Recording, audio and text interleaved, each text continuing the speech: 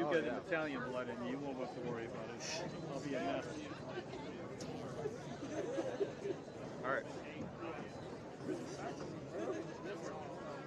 Just let me know when you're starting stream. Oh, it's on logos? Okay. Alright, I got it. I'll shut up.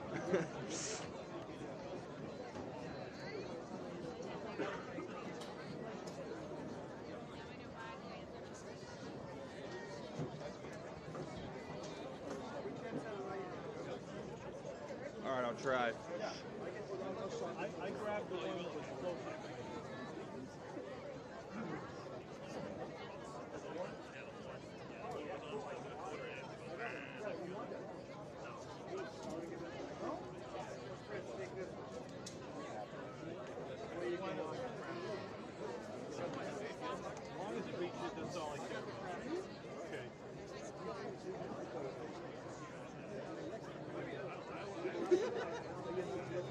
Oh, it's a beautiful Thanksgiving morning.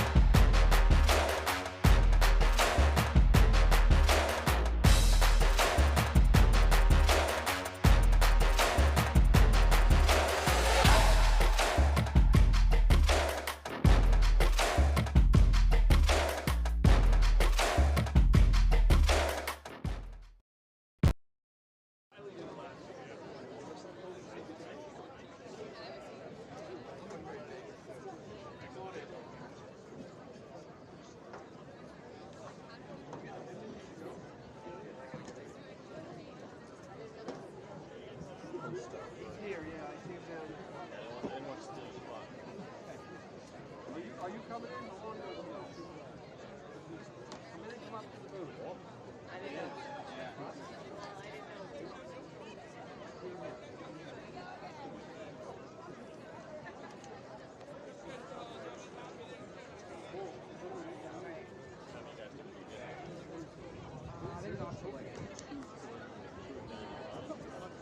We're going over to my husband.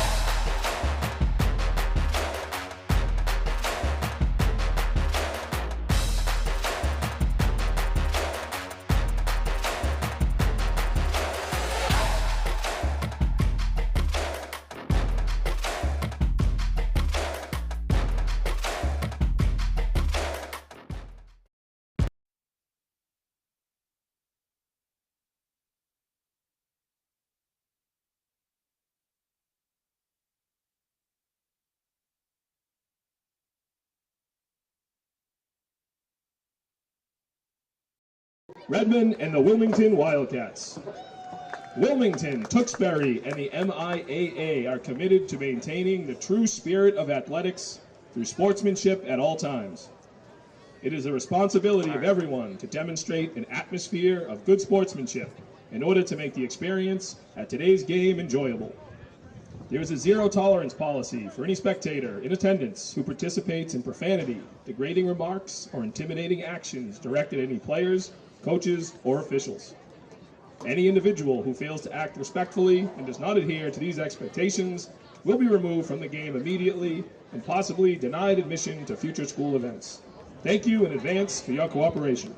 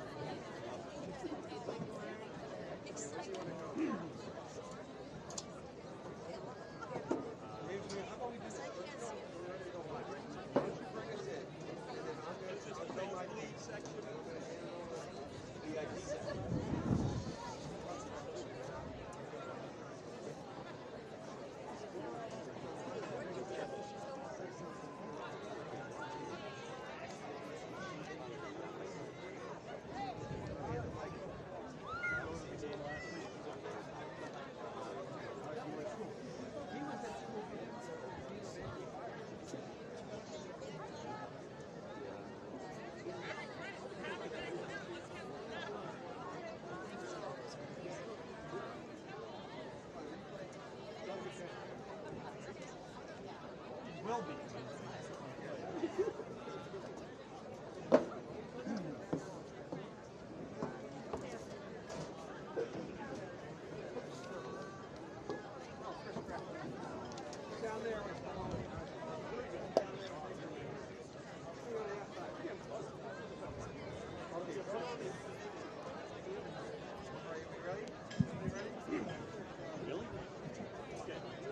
Ladies and gentlemen, please welcome the Redmen of Tewksbury High School.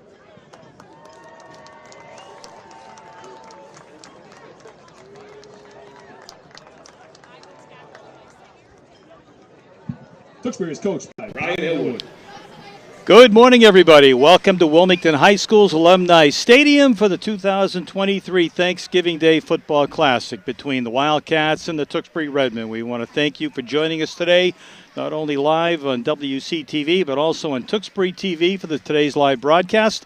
My name's Chris Neville, along with my color guy, Jim Boyle. The Redmen are taking the field. And I'll throw it back up to you real quick, Jim, for a little insight into today's game. First of all, Chris, unbelievable Thursday morning for a Thanksgiving Day game. Wildcats trying to stop a long losing streak to Tewksbury. It's been since 2009, back when I was a young man, Chris, and really important here. Tewksbury's coming off 2 tough playoff games. 2 they won, 1 they lost, so they're a little bit banged up. It's an opportunity for us to win the football game. Going to need to control line of scrimmage, of course, and like Coach Turner always emphasizes, we do not want to turn the ball over.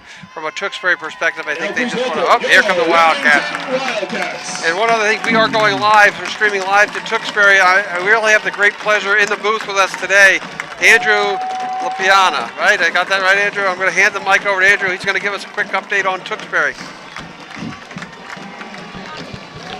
Again, Jim, thank you so much for joining me for today's game and having me inside the booth for WCTV. Should be a good matchup, as you talked about, the 89th annual between these two schools. Tewksbury comes in a 14-game winning streak all-time against Wilmington. You hit the nail right on the head. Haven't won against Tewksbury since 2009. But the Redmen, as you mentioned, coming off a very tough playoff loss just a week ago. Their offense was really stagnant. Didn't have their best running back in Hunter Johnson, but they have a junior quarterback, Vincent Ciencio, who tries to put on a show today and get them to that 15th straight win. So how old were you, Andrew, when they won? I was 5 years old. 5 years old the last time Wilmington took down the Redmen. All right. Thanks for joining us, Andrew. We're going to get ready for the national anthem here for today's game. The captains are going to go out to the center of the field. It's good to have a little bit of insight from the Tewksbury sideline. Tewksbury's led by their junior quarterback, Vinny Ciencio, and they have a 3-headed running back tandem that features Hunter Johnson, number 3, one of their co-captains. Also Tyler Barnes, who is very effective in the backfield, and the big bull in the backfield, usually Manny Mangata, number 44. So the officials are going out to midfield. The Wildcat captains are all lined up, ready to head out to the middle of the field. Chris, just a quick something of note, captains-wise, number 43, Noah Spencer, is dressed for his final game as a Wildcat. Don't think he's going to get to play, but at least he's dressed going out for his final game, the Turkey Day game, number 43. First time we've seen him. He's off the crutches, and we wish him well in his recovery for basketball and baseball season. How about Dempsey? Dempsey playing today? I don't know. He should be. He looks like he's dressed number 6. He had a little bit of stomach issue this morning from what he told me, but he'll be playing. Can't live without Demp. Well, they found that out the last couple of games before the Saugus consolation game a couple of weeks ago. So, like I said, it'll be interesting tonight. It's a morning game. Kids are used to playing on Friday night. It's very glary with the sun. Beautiful morning here. And with the glare, it'll be interesting to see. I would think going left to right will be more difficult for the quarterback to see. But going right to left will be difficult for the defenders to see as that sun gets up over the trees over on the far side of the field. So, again, it's like Andrew said, it's been a while since Wilmington beat Tewksbury. This is one of the better opportunities I think that we will have. Like I said, we've got to stay with them early, and it's a Thanksgiving Day game, and Tewksbury has been eliminated, so we'll see what happens. So if you heard it, we have a new speaker system here at Alumni Stadium. Wildcats have won the toss, and they've elected to defer, so they'll be kicking off to Tewksbury going from right to left. Yeah, Coach Turner has deferred. He's deferred. An interesting call to defer. Wants to see what Tewksbury comes out with. Going to have to trust his defense. We'll get to see what happens. The kick will be received by Tewksbury. But again, we do have that one benefit here. Hunter Sands, senior kicker, does a really good job with the kickoff. And you mentioned, Jim, an absolutely gorgeous day here at Wilmington High's Alumni Stadium. Temperatures are probably already in the upper 40s. Bright sunshine. There will be some glare issues probably on the camera, on the sideline camera, headed down toward the end zone to your right. But other than that, we can't complain about today. We've had snow, we've had rain, we've had frigid cold temperatures, and this is a perfect way to start today's game. Chris, what is this, Chris? Our 7th anniversary here? You reminded me of that. Yes, 7th anniversary. Ask that you please rise. But we'll wait for the national anthem to discuss that further.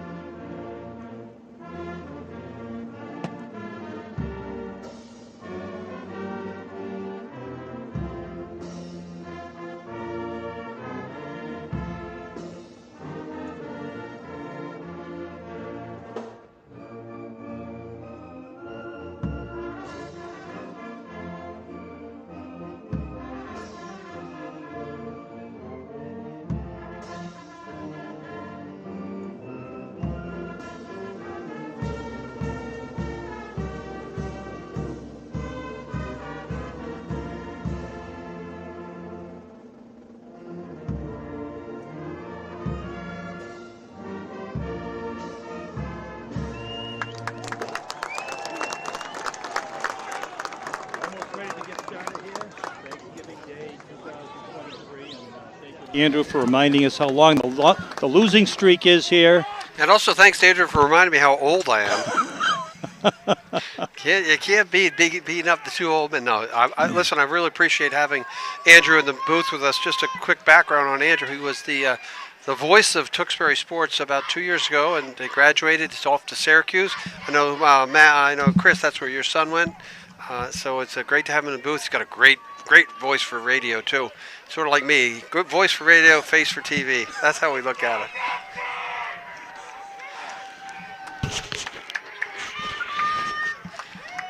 So deep back for the Redmen. Tyler Barnes, number 14, and number 9, Cam Kearney. Deep back.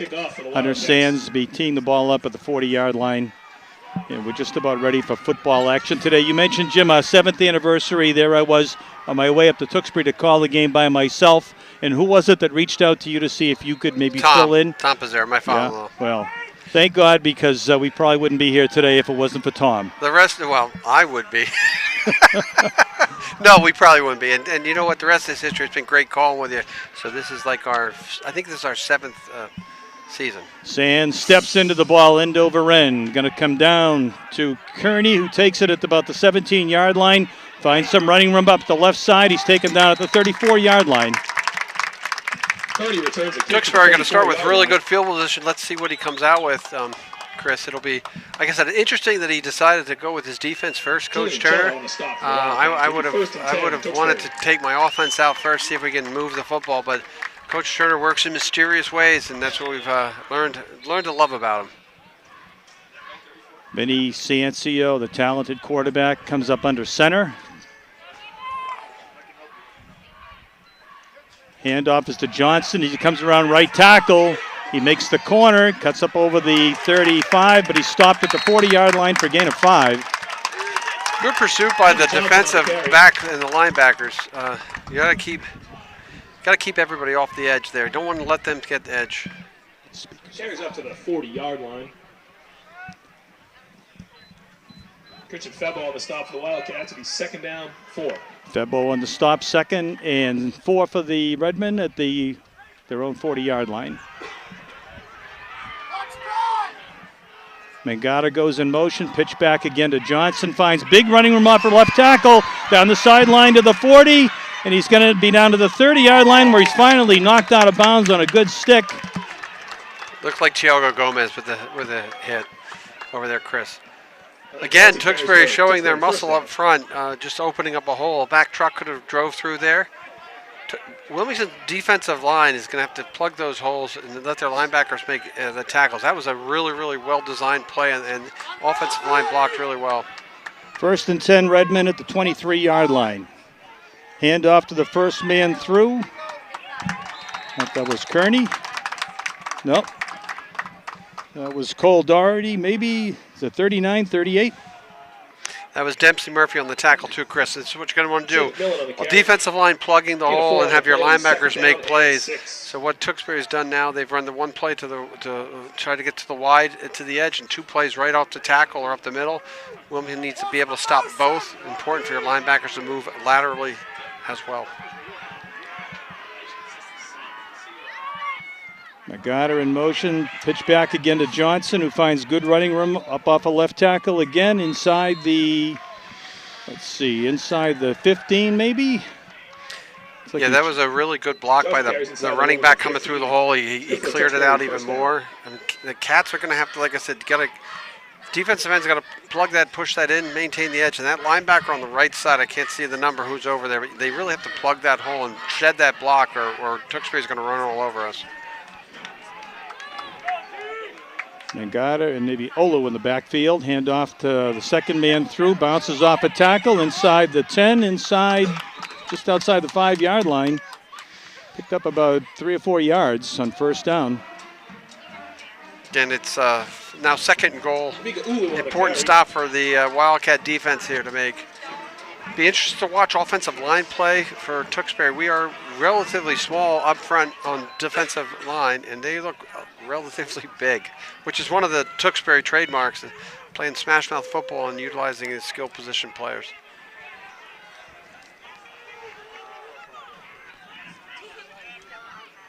Ciancio calls signals, pitch back again to Johnson, cuts back. He's going to be stopped shy of the goal line, down about the 2-yard line. Going to bring up 3rd and goal. Not to be picky enough, but the linebacker on that initial hit has to make the tackle there. And we hit him at about 2 or 3 yards gain, and then he spun off it and picked up another 2 or 3 to make it short, 3rd and short.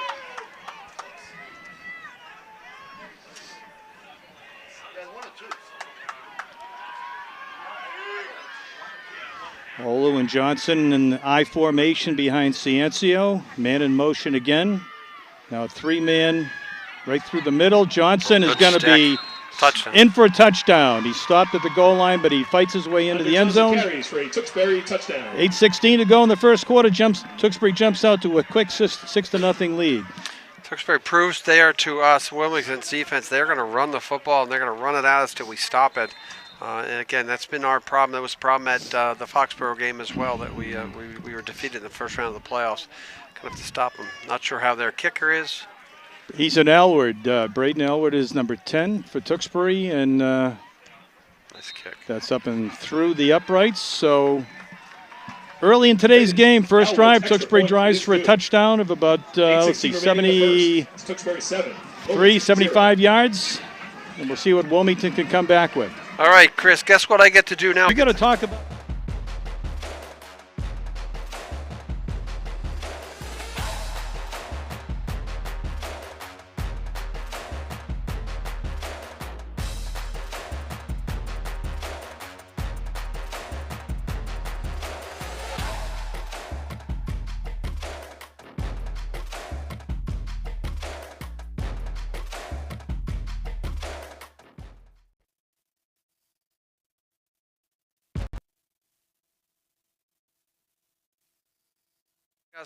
Wildcat football. Chris, I'm going to turn it over the color to Andrew here after the kickoff, and so you and Andrew get to work and play together. Like I said, I appreciate Andrew coming in. He was the voice of Redmond Sports, we'll call it. They might have to change that name, Andrew, I think, right? And he's an excellent play-by-play color guy. I have to say I've watched some of his work, and for a 20 or 19-year-old, he does a really good job. So if he makes me look bad, I apologize, Wilmington, but this is what happens. The younger people sometimes are better than the older guys. Andrew, 81 is not on our roster, the kicker for Tewksbury. Or is it 91? Do we have a number? Do we have a name? All right. Tiago Gomez on the far side of the field. And on the near side, Julian Cella, end over end. Going to be taken by Cella at the 20-yard line. He's up over the 30, where he's going to be grabbed and wrapped up at the 32-yard line. So Wilmington takes over 1st and 10. And what an important setter of the tone there for the Redmen.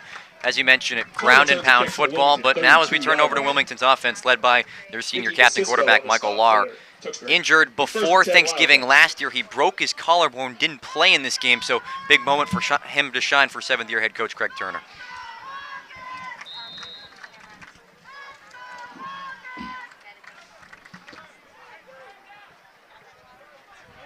Okay, Nick Iasconi and Dempsey Murphy in the backfield with him, next to Michael Lawler. Handoff off a left guard. Nice run for Dempsey Murphy, picks up 10 yards on 1st down. Wildcats sorely missed him during the end of the season when he got banged up a little bit. Dempsey Murphy carries for a Wildcat. Coach Turner before this game said if we can run the ball, we should be very successful. This game is going to be won at the line of scrimmage. They got to keep the Redmen off the field and sustain long drives. So 1st and 10 Wildcats. This time handoff to Murphy again, who breaks free out to the 45-yard line where a host of Tewksbury tacklers wrap him up. Gain of about 3.5. Yeah, Chris, you're going to see about 5 down linemen for the Redmen. They like to play your traditional 5-3-3 defense, and it's definitely in big part is their starting cornerback, Johnny Sullivan, not playing in today's game, tore his ACL 2 weeks ago before the Tewksbury game. So Wilmington really has to win at the line of scrimmage with 5 down linemen for the Redmen. Hunter Sands, Tiago Gomez split out wide to the right. Single man in the backfield with Lawler. Back to pass. Good protection, looks downfield. Man is open to Cheller. He's wide open. He's got it. And he's down to the 21-yard line. Nice fly diving catch by Cello. I'm sorry, Christian Febo. We're going to see another look at this, Chris. Christian Febo, the top target for this Wilmington offense, hooks up once again with his best friend, the quarterback, Michael Lawler. Just a beautiful ball throw down the near sideline as we saw in that replay, and he just beat his man Braden Elward one-on-one. Speed kills, as they say in the business, and Febo put on a clinic on that route. You keep this up, Andrew, we're going to farm Boyle out to some other school somewhere to call color. I like this. Maybe I'll farm myself out. All right. Wildcats set up now at the 21-yard line of Tewksbury. Lawler calls signals. Iasconi in the backfield. And we have timeout called by Coach Turner on the sideline. So 6:06 to go in the first quarter today. Again, we want to welcome all of you who are spending part of your Thanksgiving Day here with us on Wilmington Community Television and Tewksbury TV. Wilmington came back from a few tough losses late in the season to come back and beat Saugus in a consolation game 2 weeks ago. And then I think Andrew mentioned that Tewksbury played a very tough Tewksbury team in the final championship round before the Super Bowl last week and fell a little bit short. But as usual, Brian Elward and the coaching staff over at Tewksbury High School has their team ready to go deep into the playoffs every year. And the Wildcats have their hands full today, as they always do. Again, trying to break that 14-game losing streak, Chris. The last time the Wildcats of Wilmington won this game, 2009. It's been a long time. We get reminded of that by the town crier every year when we start reviewing it. Yeah. All right, so Lawler's all set.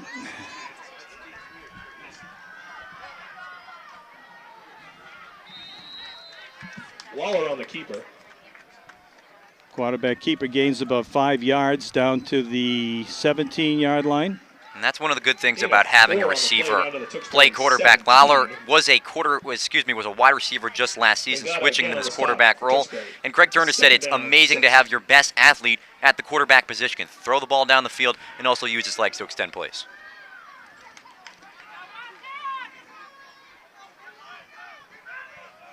So Murphy in the backfield with Iasconi now, flanking Lawler, handoff to Murphy. He gets hit at the line of scrimmage. He's able to fight forward for about 2 or 3 yards. Just inside the 15, going to bring up third down and about 3. Interesting to see Dempsey Murphy get a lot of carries on this opening drive. We thought we were going to see the bell cow back, Nick Iasconi get the load in this opening drive, but Dempsey Murphy has done his job setting the tone early. He just puts his head down, Chris, and he is a hard runner getting inside the 15-yard line.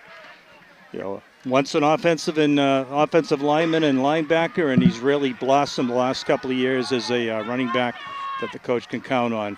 Back to pass, Lawler looks downfield.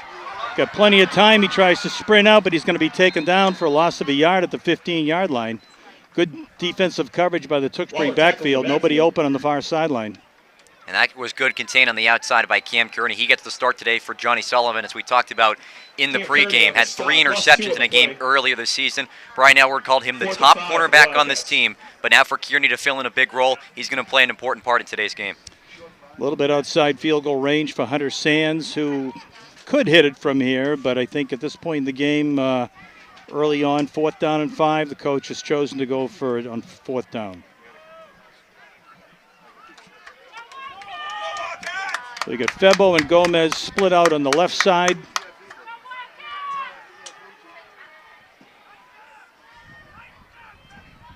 Lawler inside handoff to Iasconi. He's going to be close, but he's going to be stopped. Yeah, he might get the first down inside the 10. Iasconi on the carry. First down for the Wildcats, first and goal down to about the 8 or 9 yard line. That's just what you do on 4th down. You give the football to your best player in the backfield. Little jet sweep fake there from Craig Turner. Wants to roll out to the right side with Dempsey Murphy. But then just a simple inside handoff to Iasconi. He gets the yardage needed for the continue the drive.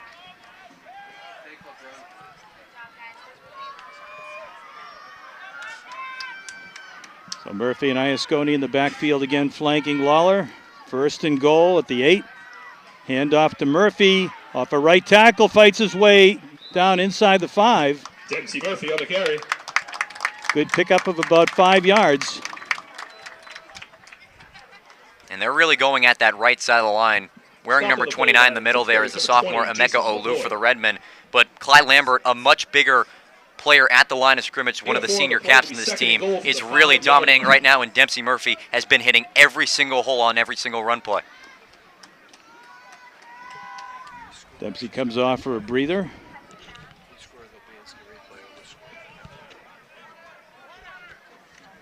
Okay, Febo split wide to the right, Gomez wide to the left side. It's like Lambert in the left tackle position. Still fighting forward and stopped just shy of the goal line. Stone carries down to the 2-yard line. Going to bring up a big third down play for the Wildcats. 3rd and goal from the 2. And what did we talk about before this drive? Long sustained drives as it's taken over 6 minutes of the first quarter clock. Craig Turner keeping the Redmen offense off the field. Biggest part of the game for him.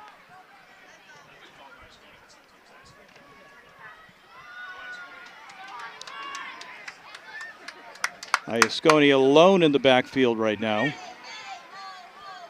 Lawler keeps the ball up the middle, and he's going to be stopped shy of the goal line. He's inside the 1, probably at the 1-foot line. What's he going to do? Stopped inside the 1-yard line. That's a great initial read at the line of scrimmage by number 79, Anthony Monterio. Got off the ball extremely fast, and you mentioned it, Chris. Big 4th down once again. They converted inside the 15 last time out, but it's all about winning at the point of attack. The goal line is where this game's going to be won. So the ball sits about 1.5 feet outside the end line, or the end zone. Dempsey Murphy back in the backfield with Iasconi. Hand off to Dempsey, and he's going to be in the end zone for a touchdown for the Wildcats. Touchdown!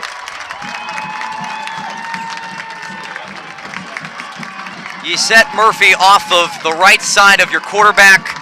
They've been working towards the right side of the line of scrimmage all drive long. You go off left tackle, the Redmen don't expect it. Dempsey Murphy carrying the load in this first opening drive for the Wildcats, and what an answer after that opening score by the Redmen. So Hunter Sands in to attempt the extra point.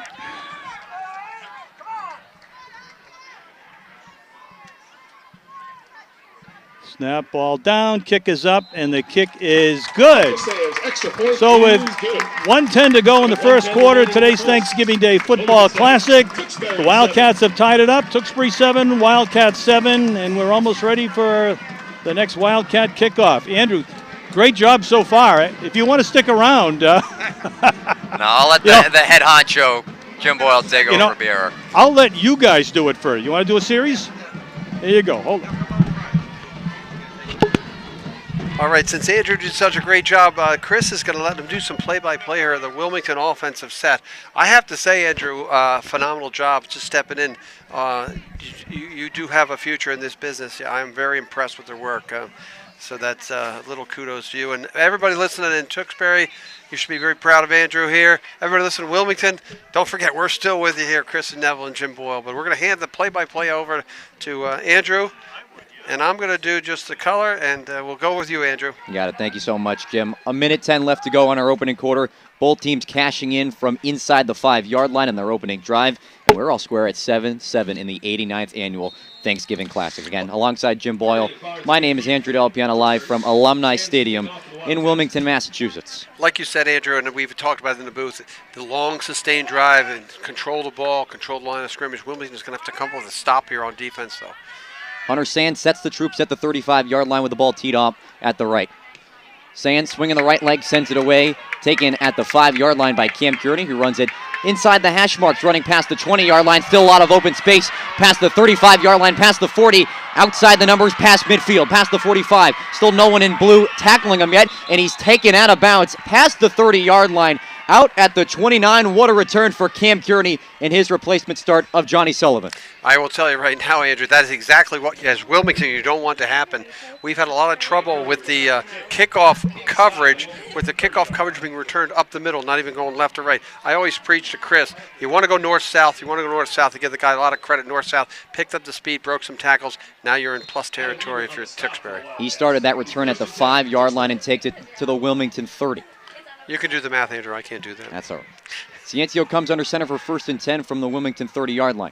He hands it off straight away to Emeka Olu, who bounces off a couple hits up the middle, but a laundry of flags comes in the midst of all that.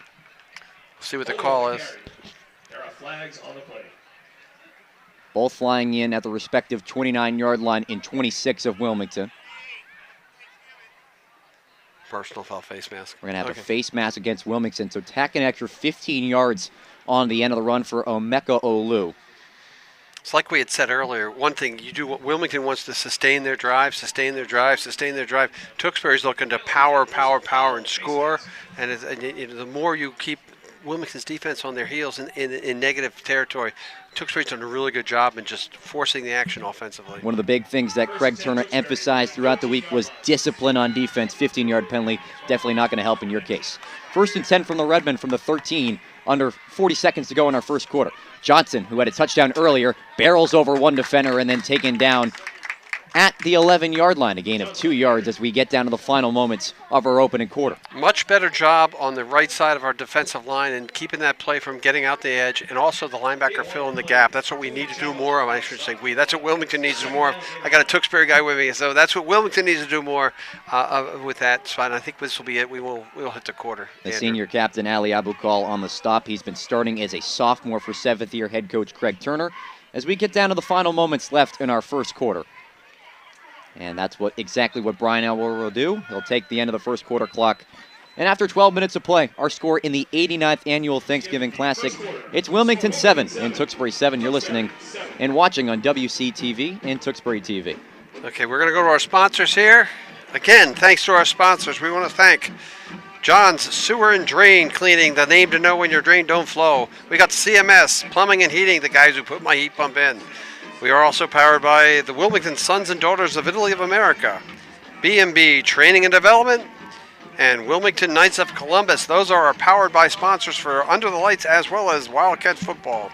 We also have our sponsors, Dandelions Ice Cream in Reading, Vitality Spa, Tewksbury, Wilmington Elks Lounge, Stir, Tremezzo, and Wildcat Touchdown Club as we get ready to kick off or start the second quarter. Andrew, quick observation. I know I'm the color guy, but quick observation of that first quarter. How did you see it play out? We saw no passing plays from the Redmen, all on the ground. 53 yards for Hunter Johnson, who punched in a touchdown to begin the opening drive. But also on Wilmington's side, Dempsey Murphy handling a lot of the carries. We thought we were going to see Nick Iasconi for a lot of them, but it's the big guy, number 40, taking care of business. Yeah, with Dempsey, it was a matter of health. Dempsey's had a lot of trouble. He had hurt his ankle last year before the Thanksgiving Day game, and he's really had trouble recovering from that, getting to be full speed. It's good to see him because he's a power back. He'll pick up those 4 or 5 extra tough yards. We begin the second quarter with the Redmen now working from right to left. Ball set up at the Wilmington 11-yard line for 2nd and 8. Ciencio in the pistol with Olu behind him. He takes a snap, pitches out right side for Olu. Has a gaping hole outside the numbers. He will waltz into the end zone. Touchdown, Redmen. It's Emeka Olu, the sophomore, who gives the Redmen the 13-7 advantage. Let's look at this play again. Out of the pistol. Nobody touches him. Good blocking on the outside. He sees the hole. He hits the hole. Wilmington really has to find a way to be able to move laterally and stop that play from happening. It's nobody in that gap or hole at all. So good play call by Coach Elward. More known for his impact on the defensive line this season, Coach Elward told us he was going to have a much bigger role this year, and he has definitely filled that gap.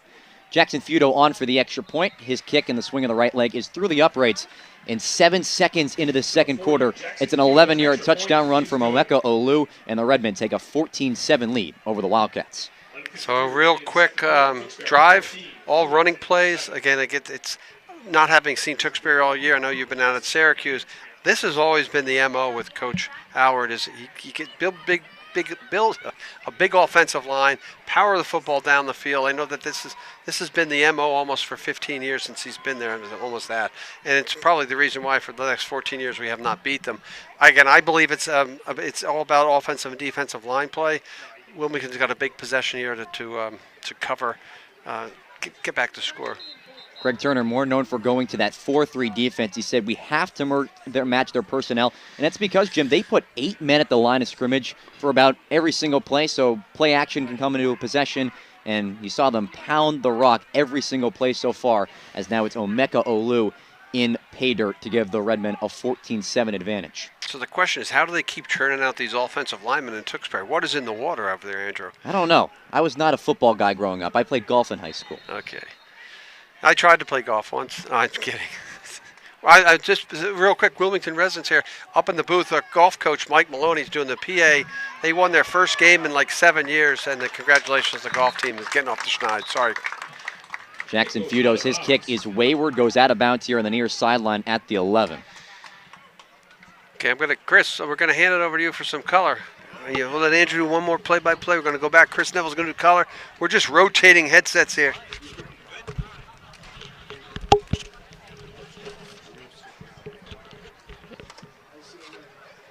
Coach Turner decides to decline the penalty, and the Redmen will re-kick back 5 yards after the illegal procedure. But Chris, I'll go to you quick for a moment. What did you like from that Wilmington opening drive to tie this ball game up? Well, it was consistent. There were no mistakes on offense. I wasn't so impressed with the defensive stand by the Wildcats on the subsequent Tewksbury drive. I mean, that was one mistake after another, reminiscent of what was going on toward the late part of the season. All right, so ready for the kickoff. Ball sent from the 35 all the way to the Wilmington 50, and that's taken by number 5, that being Christian Febo, who had the big return. That's number 4, Tiago Gomez. Races past the 35-yard line, slips a couple of tackles, and then ultimately brought down by the Redmen past the 35 at the 37-yard line, and that's where Wilmington's offense will take over for the second time today. Good running room for Gomez on the return, Andrew. But as Jim Boyle always likes to say, go north-south, not east-west. But actually picked up some pretty good yardage on the return out to the 37-yard line. A return of 22 yards for the senior Tiago Gomez, the wide receiver 2 of this unit. Wilmington sets up shop at the 37 on their own side of the field. Lawler in the gun, turns and hands off to Iasconi, who's wrapped up in the backfield at the 35-yard line. Number 61, Seamus McDonald in on the stop. It's a loss of 2 yards. Left side of the offensive line collapsed for the Wildcats. Got him good pursuit on the Tewksbury side of the defensive line. Second down, 12. One of the more impactful juniors for Brian Elward's squad this year. Loss of 2 yards sends the Wildcats back to their own 35-yard line, 2nd and 12. 45 seconds into the second quarter. Back to the pistol for Lawler, who stands at the 31-yard line, 2 receivers outright. He takes a snap, turns and hands a play-action pass. He'll roll it to his right. Still scanning downfield. He'll launch down the middle of the field, and it's incomplete. Looking for his top target, Christian Febo, but in coverage was number 5, the senior captain, Colby Flahive. A little 5-on-5 crime there, but it goes the way of the Redmen. Good double coverage in the defensive backfield by Tewksbury. Again, good breakup. Febo, I think, was open for a few seconds, and just, again, a good defensive play, and they wrapped him up. Febo had a chance to pick up the deflection, and they were able to hold him off. It's hard to believe, Chris, that Febo was only in his 2nd season playing football, was a soccer goalie, that Coach Turner convinced him to play on this kind of pitch. We've commented all year long, Andrew, that he's got great hands. Both he and Tiago Gomez, both great hands at the wide receiver spot. Been very clutch for the Wildcats all year long. 3rd and 12 for Wilmington from their own 35-yard line. Lawler takes a snap, throws out near sideline, pass incomplete off the fingertips of number 39, Connor Lavelle. In coverage being number 1, that was Ben Christopher. And that sends up a 4th down. Yeah, a little bit high on the pass. Connor jumped up, made an attempt at it off his fingertips. If he was maybe 2 inches taller, he would have had it. So it brings up 4th and 12 for the Wildcats. We'll see if Hunter Sands can put the Redmen back deep in their own territory here. Michael Lawler is in on this huddle. Be a little dangerous to go from your own 35-yard line. But again, Hunter Sands takes a respective step back to the 20-yard line, back deep for the Redmen at the 30-yard line is their return man. Sands drops the snap and then boots a high arching punt that lands right at midfield and takes a Redmond bounce in Wilmington territory at the 47-yard line, then eventually down by Lawler, but the Redmen really flipping that field position after the stop on third down. Sands punt is down by Michael. Yeah, not a good snap. Actually, Hunter dropped it, and that probably put a little pressure on him to get it off in a hurry. So it only went downfield about 12 yards from the line of scrimmage, where the Redmen will take over again. They will take over at the Wilmington 47, their best starting field position of today's game. 10:43 to go in our second quarter. The Redmen lead 14-7 over the Wildcats in the 89th annual Thanksgiving Classic. No passing plays for the Redmen so far. Ciencio has just had to turn and hand the ball off all day long so far. It's been pretty successful. Redmen starting the I formation on 1st and 10. Ball set up at the left hash. Ciencio turns and gives to the fullback Mangata, but the ball is loose on the turf. Some miscommunication from the Redmen, and Wilmington has the football.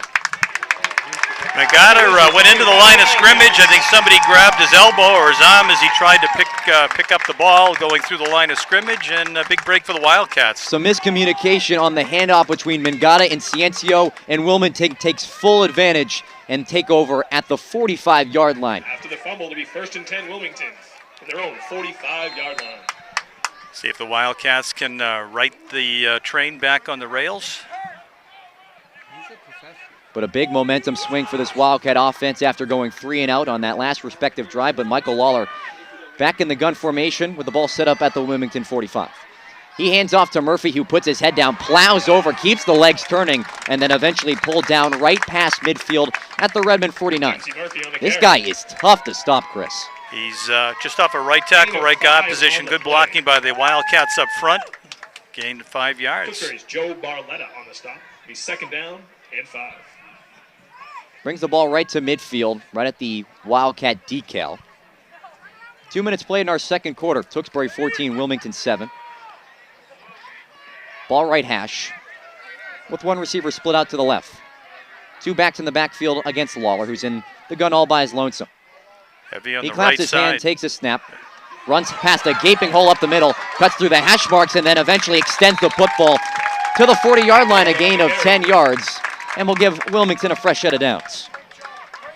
On a big hole right over the right guard position again, Andrew. The Wildcats lined up heavy on the right side of the line. I think Tewksbury expected him to come out maybe on a sweep, and Lawler cut it back and found some good running room for a 10-yard gain. And how sweet is it to have him back? He broke his collarbone last year before playing in this game. Said it was a moment he was destined to have in his senior season. Fresh set of downs for the Wildcats at the Redmond 40-yard line in plus territory. Same formation as last play, 1st and 10. Lawler, same play, QB keeper off right tackle. Spins off a couple defenders and then taken down by a gaggle of Redmond shy at the 35-yard line. At the 36 for a gain of 4 yards. Once again, a power run by the Wildcats right off of the right tackle this time. And again, a good 4-yard gain, solid running by Lawler. Taken down by number 10, Braden Elward, the 3rd son of head coach Brian Elward.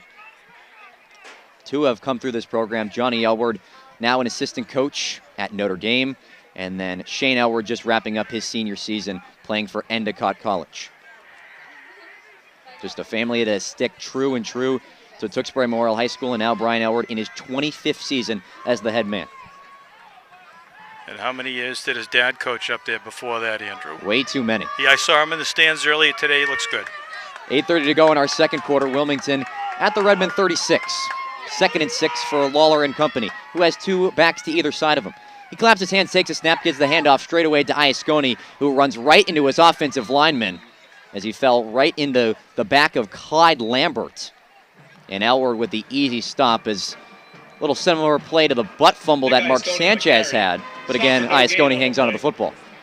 Good defense by the interior, the Tewksbury defensive line. Mangata came up from his linebacker position and was able to put the end of the forward progress up for about a yard or so. Under the 8-minute mark left in the second quarter. Tewksbury 14, Wilmington 7. Lawler runs back to the huddle for this important 3rd and 5 from the Tewksbury 35, excuse me. Guessing it is probably 4 down territory for the Wildcats. clock winds down, 7:35 to go in the first half. Coach Turner will want to take advantage of whatever field position he has. A wide receiver split out to the near side. That's Febo, and some miscommunication between Craig Turner and his quarterback, Michael Lawler, and they have to burn a timeout with 7:24 to go in the first half. Something just didn't look right there, Chris, between the two. Yeah, and they're down to one timeout now for the last half of the second quarter here. So they not the one he wanted to take at this time of the game, but you don't want to make a mistake on 3rd and 5 when you're driving the ball. 23 seniors on this Wilmington ball club this season, finished the regular season and postseason going at 5-5, losing in the opening round of the postseason. But Coach Turner said it before this game. He said he'd trade every win in his career to win this one and snap a 14-game losing streak against Tewksbury. All right, see what they come up to strategize on the sideline. And again, we want to thank all of those that are watching from Tewksbury this morning and their relatives and friends, maybe from across the country on our live stream, both on Wilmington Community Television and Tewksbury TV. You know, it's always a good opportunity to cover the kids, all the relatives that have had a long tradition, not only playing football, but going to each one of these high schools. Back to the action now, the timeout. It's 3rd and 5 from the Tewksbury 35. Lawler with a back behind him and two receivers to the right. Right foot in front of left, he claps his hands, takes a snap, design rollout to the right, has time in the pocket, tries to tuck and run, and is wrapped up at the 40-yard line. Olu got to initially, and then coming in later after the fact was number 57 for the Redmen, that being Colby Bengata. 5-yard loss sets them back to the 41-yard line. Going to bring up 4th and 11. We'll see what the coach decides to do from here. Certainly after coming out of a timeout, you didn't want the play to kind of blow up in your face, but apparently nobody opened downfield for the Wildcats. Febo was trying to run a streak route down the near sideline, similar to like he did on that opening drive, but the Redmen had that play read like a book. And that sends up a pretty important 4th down at the Redmen 41-yard line. Wilmington will keep their offense on the field. It'll be two receivers split out to either side, and ice going off the left hip of Lawler. 4 down linemen for the Redmen. Lawler claps his hands, takes a snap, all the time in the world in the pocket, fires over the middle, incomplete. Now it's tipped into the hands of number 1. That's an interception for the Redmen, taken by Ben Christopher on 4th down. It's a turnover for Michael Lawler after the tip. Connor Lovell on the tackle at the 36-yard line. He was able to grab Christopher's leg and hold on. Actually, one of those plays that if the ball had fallen incomplete, Tewksbury would have been a few more yards upfield, but they take over on downs. Actually, on the interception with 6:14 to go in the second quarter. And I'll turn the play-by-play over to you, Chris, for this Redmen drive. All right.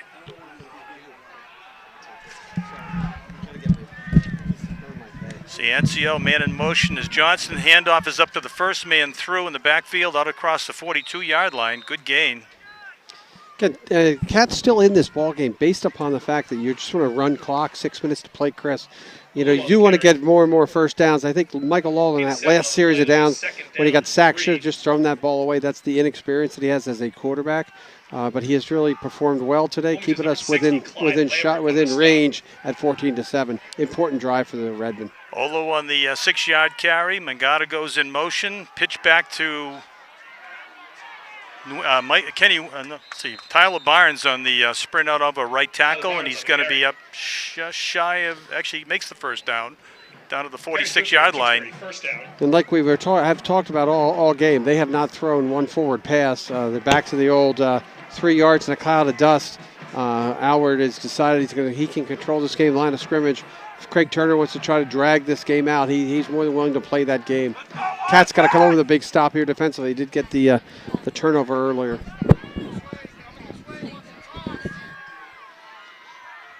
Mangata in motion again, handoff again over left tackle. Stopped for a gain of about 5 yards. That was Johnson again on the carry, just over midfield down to the Wilmington 49. Yeah, Tewksbury staying ahead of the sticks here too, doing a really good job. And you know, those 4 or 5 yard pickups really make second down play calling a lot easier. Cats seem to be doing a little bit better job filling their gaps in linebacker, but again, you got to really stop. We need a big stop here avoid the touchdown, even though Cats get the ball to start the second half.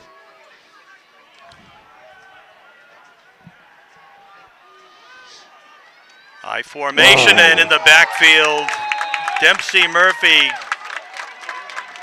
squashed Olo at the line of scrimmage. I love when they make it look good, Chris. You got to fill those gaps to your linebackers and make a big stop. Dempsey did just that. Now you have a big third down. I wouldn't be shocked though if this is 2-down territory for Tewksbury. They got nothing to lose. They're up 14-7. So Cats need to make a good defensive stop here. Except we haven't really forced them into a passing down though, Chris. 3rd and 6, Manny Mangata alone in the backfield. Man in motion is Christopher. He goes left to right, back to pass. Sanazio looks downfield, lets the ball go, and it's going to be caught but out of bounds. Nope. Yep. Good defensive, good defense in the secondary. Cats stay with their man, even though the quarterback got a little bit of a break. Plenty of time to throw. Let's see what he decides to do. If he goes, I think he's looks like his punting unit might be coming on. Again, Howard's going to play the percentages here, make Wilmington drive the length of the field. So we want to tie this game up end of the half. So 4th and 6. Clock stops with the incompletion. 3:42 to go in today's first half. We will be covering the Wilmington High School band at the halftime program today. And then also at the end of the band program, Andrew from Syracuse, our play-by-play guy from Tewksbury, we're going to do a quick interview with him at halftime, see what he's up to, how he's gotten to where he has. He's doing a phenomenal job. I really have a lot of respect and admiration for how he's performing as a 20-year-old play-by-play guy. Ben Barrasso gets the ball away at the 40. It's a low, squabbly kick. What are you doing? Rolls inside the 20, inside the 15, and down to the 12-yard line, which didn't look good off the toe, but it was effective for the Wildcat, for the Redmen. Chris, very bad communication between the two up backs. Somebody's got to catch that. Can't let it go. They pick up an additional 20 yards. Coach Turner always talks about playing smart, not making mistakes, and I think that was just not. Oh, we're going to kick it again, though. So illegal formation, he's going to make him kick it again after he saw what he does with that kick. Wildcats caught a big break there instead of starting deep in their own territory. Of course, it remains to be seen on the next punt, but we'll see. 5-yard penalty. Correct, and again, now you tell your he might even drop a third guy back, so go 3 deep. It looks like Allard's back there with Allard back with Thiago Gomez. And I can't make that other number out. That might be... could be Cella. Yeah, it might be Julian Cella. So the only thing is, it looks like Gomez is going to be looking directly into the sun for anything coming in his direction. And a fumble. He gets it away. Julian, you got to pick it up. Again, If you want to stop a 14-game losing streak, that is not the way to do it. I hate to be critical, but it's two punts in a row. That's not the way to do it. They might have had the guy. They would have picked the ball up about the 24, 25-yard line. Instead, they're going to start inside their own 20 again. I hate to be critical of the kids, but you just have to pick that ball up, whoever you are. And they gave the opportunity for us, and we let that one go. So no net gain for the Wildcats. The ball is going to be at the 13-yard line as they start their drive with just over 3 minutes to go in the first half today. So a long way to go for the Wildcats to get upfield. 2 wide receivers come out to the right. Again, I think it's Febo and not sure who the other one is. Could be Gomez. Handoff off the left tackle. Breaks free from a couple of tacklers, but only gains about 2 or 3 yards. Think of Iasconi on the carry. That's Iasconi, and again they've gone away from Dempsey a little bit with that power run. Wouldn't be shocked to see if they get more, pick up 10, 20 yards, 2 or 3 first downs when you get Dempsey back in, because then you can run clock, knowing that you're going to get the ball to start in the second half. And the worst you want to go into halftime is down 14-7. You don't want to turn the ball over here. You don't have to punt it away and give them one more opportunity. Turned out to be a gain of 4 yards for Iasconi on the carry, so the ball is out at about the 22-yard line. Iasconi in the backfield, alone with Lawler. Inside handoff to Nick again, who's going to be stopped after maybe a gain of a yard or 2. Stopped at the 20-yard line. Murphy carries to the 20-yard line. 2:22, and the clock is ticking. You understand why they do that with Iasconi. Now you have a third down and short. It's a one-play territory here. You're not going to go for it here on fourth down. So hopefully he's got the third and four play rung up here. I would be shocked here to let try to get Lawler into space here, coming far close near side. They're up on the left. They're almost on the left hash mark. Come over here towards us, towards the camera. Let him make a decision whether he runs it or throws it. And let him have that option. Use his athleticism. So 3rd and 3 for Wilmington. And they're stacked in there, too. And they draw Tewksbury offside. Stops the clock with 1:37. Snap count. Good job, Lawler, showing his senior abilities and experience, and getting Tewksbury to jump off sides. Again, now you got 1:35, 1:34 as the clock is running to play. And with that one timeout left, again, the worst thing can happen here is you turn the ball over. The best thing can happen is you score a touchdown, but obviously the ideal situation here would be to go into halftime down 14-7. Make a couple quick adjustments and understand you're actually in the game right now and you're forcing Tewksbury to play defense. Still 75 yards away from the end zone. And let's see, Wildcats go out with 2 receivers split out wide to the right. So it looks like the coach is going to play a conservative. Iasconi breaks off a right tackle, but he's going to be stopped by, let's see, Alward and, let's see, looks like Iasconi on the carry. Flahive on the tackle after he broke free for about 2-yard gain. And again, that was important because the first guy that hit him tried to strip ball, and Iasconi had good ball protection there.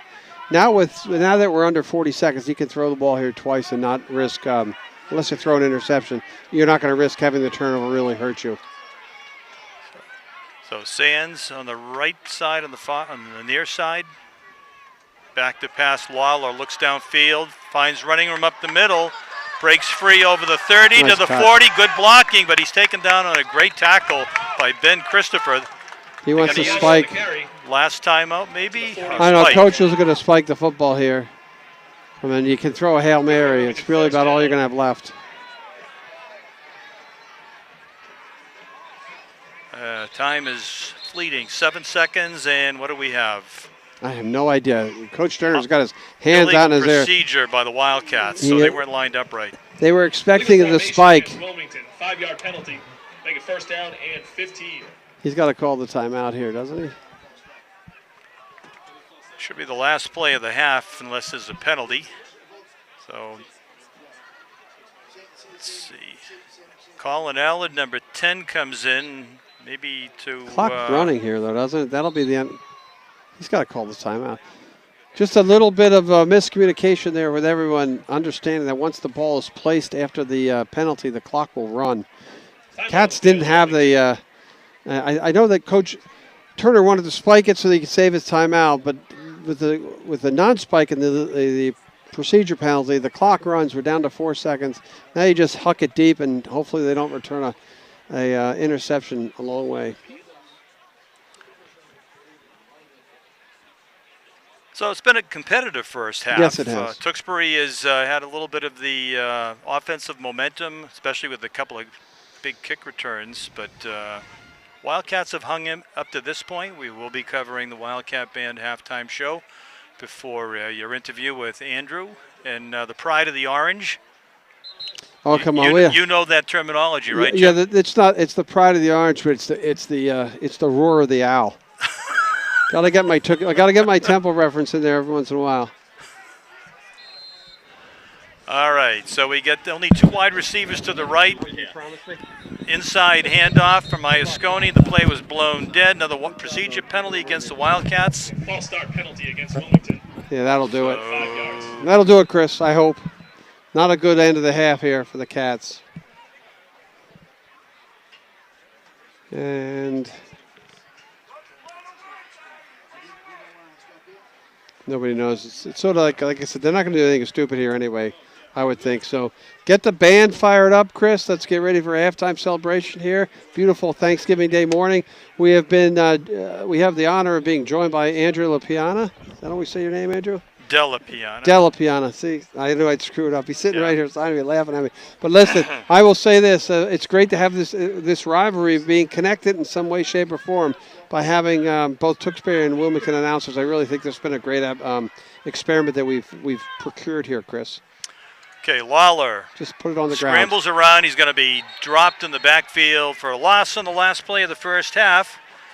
So, wrapping up the first half of today's Thanksgiving Day Classic here at Wilmington High School's Alumni Stadium, the Tewksbury Redmen. 14, Wildcats 7, and we'll get ready for our halftime show. You're going to go the sponsor route one more time, Jim? You want to do it right now? All right, we'll see, and we'll be back with the band and then the second half action after this interview between Jim and Andrew. And again, thanks for joining us on Thanksgiving Day. Yeah, we're okay. We're going to do the interview after the band. After the band. Thank you. We'll see you after the band.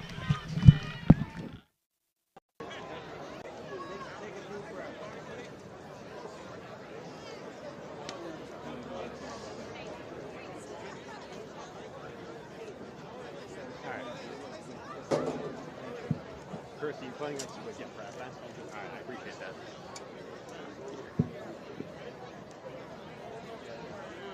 Yeah, I might grab Sling to eat quickly from that. Oh, I might have done that.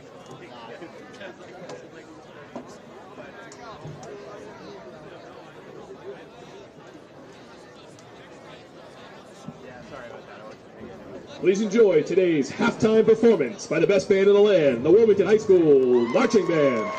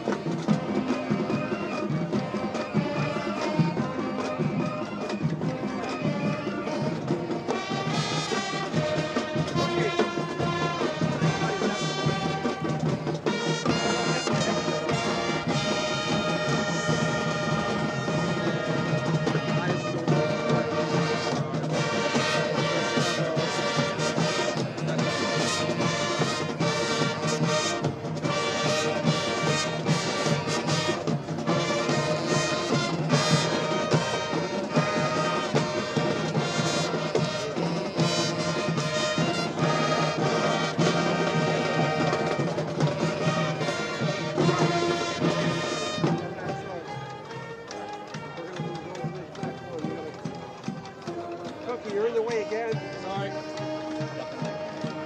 Too many chefs in the kitchen, cook.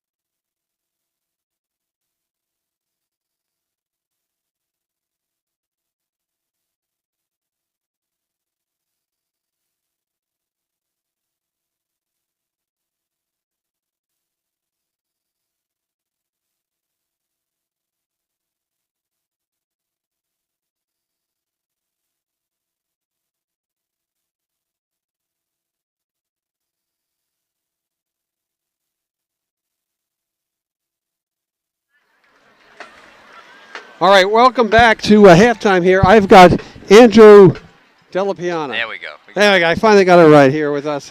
Wilmington. He's a Tewksbury alum. Andrew, first of all, how you got a great play-by-play voice. you. How did you get involved in this atmosphere? It all really started the Thanksgiving game, 8th grade year for me. I was brought on to shadow the PA guy. Came on in the air for the first time in that fourth quarter doing PA, and then just kind of fell in love with the game a lot. Not only just in football, but play-by-play in general. You hear all these greats that we grew up with: Kevin Harlan, Marv Alver, and a bunch of Syracuse guys that I've really looked up to. And yeah, just wanted to find my way into the business. I love being part of history, and doing play-by-play is a great play to get your voice involved in that. I can tell you grew up with those guys. I grew up with a bunch of guys who are now dead. So oh, really? Okay. so what's your favorite sport to call? I don't really know if I have a favorite. I've definitely football and basketball probably reached the top of the list, but I've learned to grow everything. You know, everything's unique in its own way. You got to call a game a different way. So just learning all facets of trade, I guess, is the best part. You know, you're at Syracuse. I can see that. Yep. I would have gone to Temple if I was you, but I see you went to Syracuse. Yes. That's awesome. What are you doing out there, and what is your goals? I am a sophomore there. I'm currently in broadcast and digital journalism. I call games for Z9 Sports, our radio station there. Also a women's ice hockey beat reporter for Citrus TV, our student-run TV station there. Been a lot of fun there, getting a lot of on-camera work like we're doing right now, and a lot of play-by-play practice, especially radio. Z89 we do specifically through radio. We cover a lot of Friday night football games through that outlet, and then of course women's basketball being our flagship there. So learning the trades of not only TV, what we have right here at WCTV, but also the radio side of things. If you modeled yourself after one play-by-play guy, who is that guy? Ooh. I love asking the tough questions. Yeah, the one I probably try to model myself off as, not as Chris as he points to himself on camera here, but probably Ian Eagle. I love listening to him. Got a great voice. Always really knows when to up his tone for the moment. And again, another Syracuse guy. We just carry the torch. Just so you don't say Bob Costas, I'm all set. I'm sorry. He came into W8ER about 2 weeks ago to walk us through play-by-play of the game. The problem with Costas is that play-by-play guy who's like me as a color guy. Yeah. Just give me the facts, man. That's all he needs. We can bloviate like I can. Like you and Chris do a great job keeping us online. Yep. We're getting ready to start the second half. I do know there's something I found out about you just about 5 minutes ago. Yeah.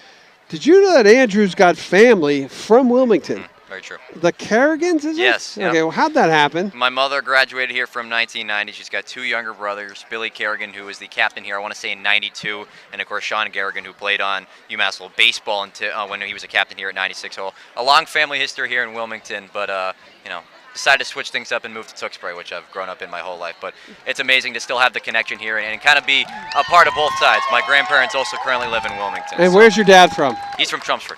Oh, man, no Tewksbury people. Listen, Andrew, I'm really glad you came on with us. You're going to get to hear Andrew again. We're going to split up play-by-play color duties, Chris, myself, and Andrew. Welcome to Tewksbury, Wilmington 2023. We're at 14-7 at the half. Wilmington's come out in the field. I haven't seen Tewksbury yet, but we're going to send it back to the my director there, Maria, and Andrew and I will go back in the booth. Chris is going to get ready to go. Like I said, thanks for joining us, Thank you Chris. for having me. Appreciate it. You No got problem. it. Got to get the other man. I know. I'm a lefty guy. Don't worry about it. Thank you. Thank you.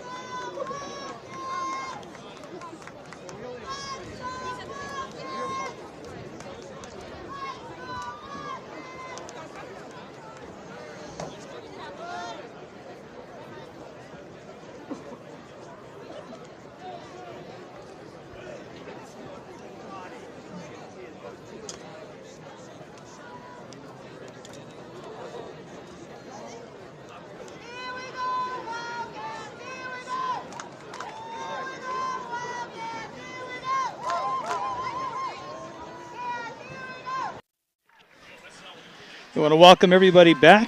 It's halftime. We're almost ready for the third quarter here at Wilmington's Alumni Stadium on Thanksgiving morning 2023. Pretty entertaining first half. Wildcats remain competitive. The score's 14-7 in favor of Tewksbury before we start the third quarter. Wildcats will receive the second half kickoff. Jim, any observations, or except for not making mistakes and letting the ball roll on the punts? Well, I think the observation is really, really clear. We've got Iasconi and we got Dempsey Murphy. Really, if we can control tempo and control the ball, control the line of scrimmage, and just keep on wearing it out, it's just going to be a matter of can we score enough to win this football game. Because I do really think that we have the ability defensively to stop them as long as we stop that little outside sweep, which we've been having trouble getting the edge for. But again, very important possession, very important kickoff here for the Cats too. We've struggled a little bit on kick coverage and kick return, so let's see what we can do.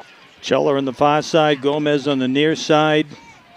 And we're ready to step in with for the second half. It's a low liner that's going to get on it. Man. Oosh, I screamed. I'm sorry. I apologize to our fans out there. I did too as well. We shouldn't be screaming. We can't coach from up here. That's one thing I learned. You're not allowed to coach from up here. You're set to provide data.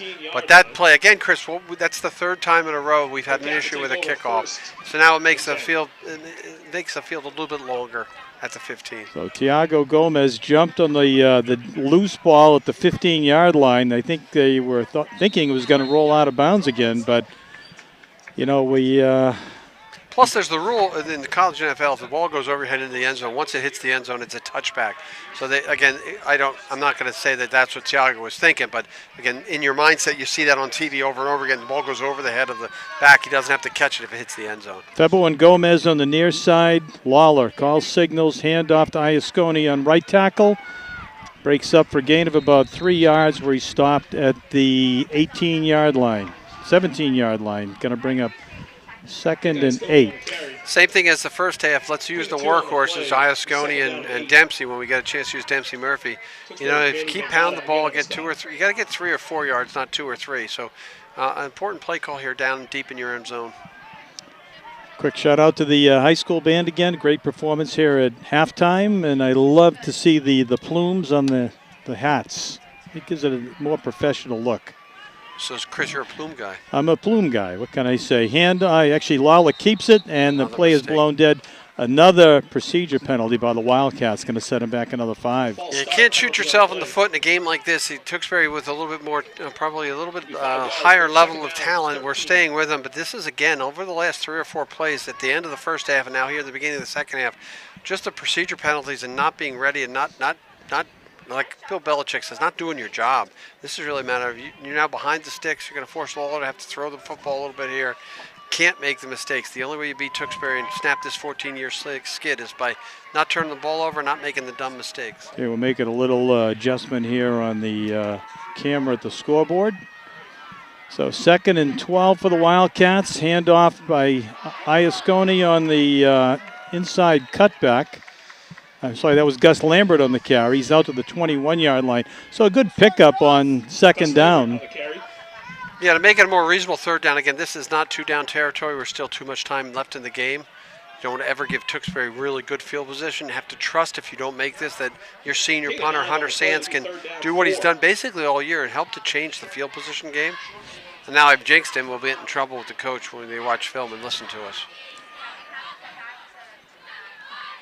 Okay, once again, 2 receivers split on the right. Lawler calls signals.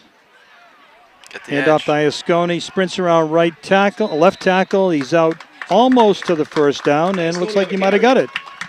Good job by Nick getting to the edge there. You know, he is the workhorse back all year, has been, and senior playing his last game here as the Wildcat. Got the edge, made the turn, and again, good ground and pound here for the Cats, which is really what we need to do. Wildcats needed to continue the momentum here in their first drive in the second half. I mean, if they get stalled there, I'm afraid things might have started to unravel a little bit. Febo on the near side, Gomez on the far side. Again, Iasconi in the backfield with Lawler. Lawler keeps it, finds good hole up on the left tackle. Big open hole there out to the 32-yard line for gain of about 6. He's hurt a little bit beat up.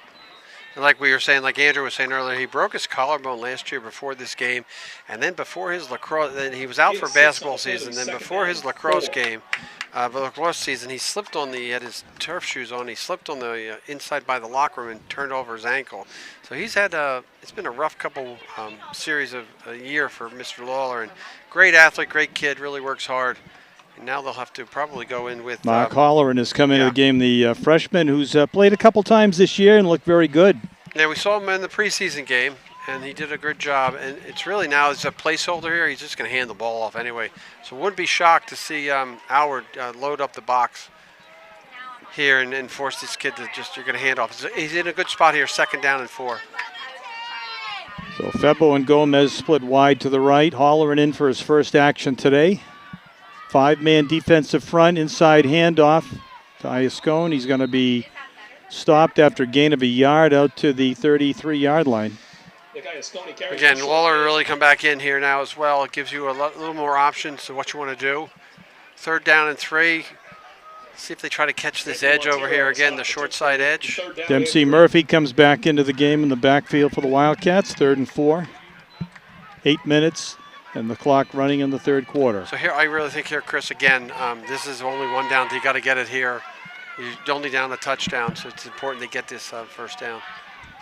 Febo, the lone split wide on the left. Waller keeps it, and he's going to be stopped shy of the first down. There's a flag late on the play. This will be a big call. There is a flag on the play. It looks like Ali is down too, 52. Bacall.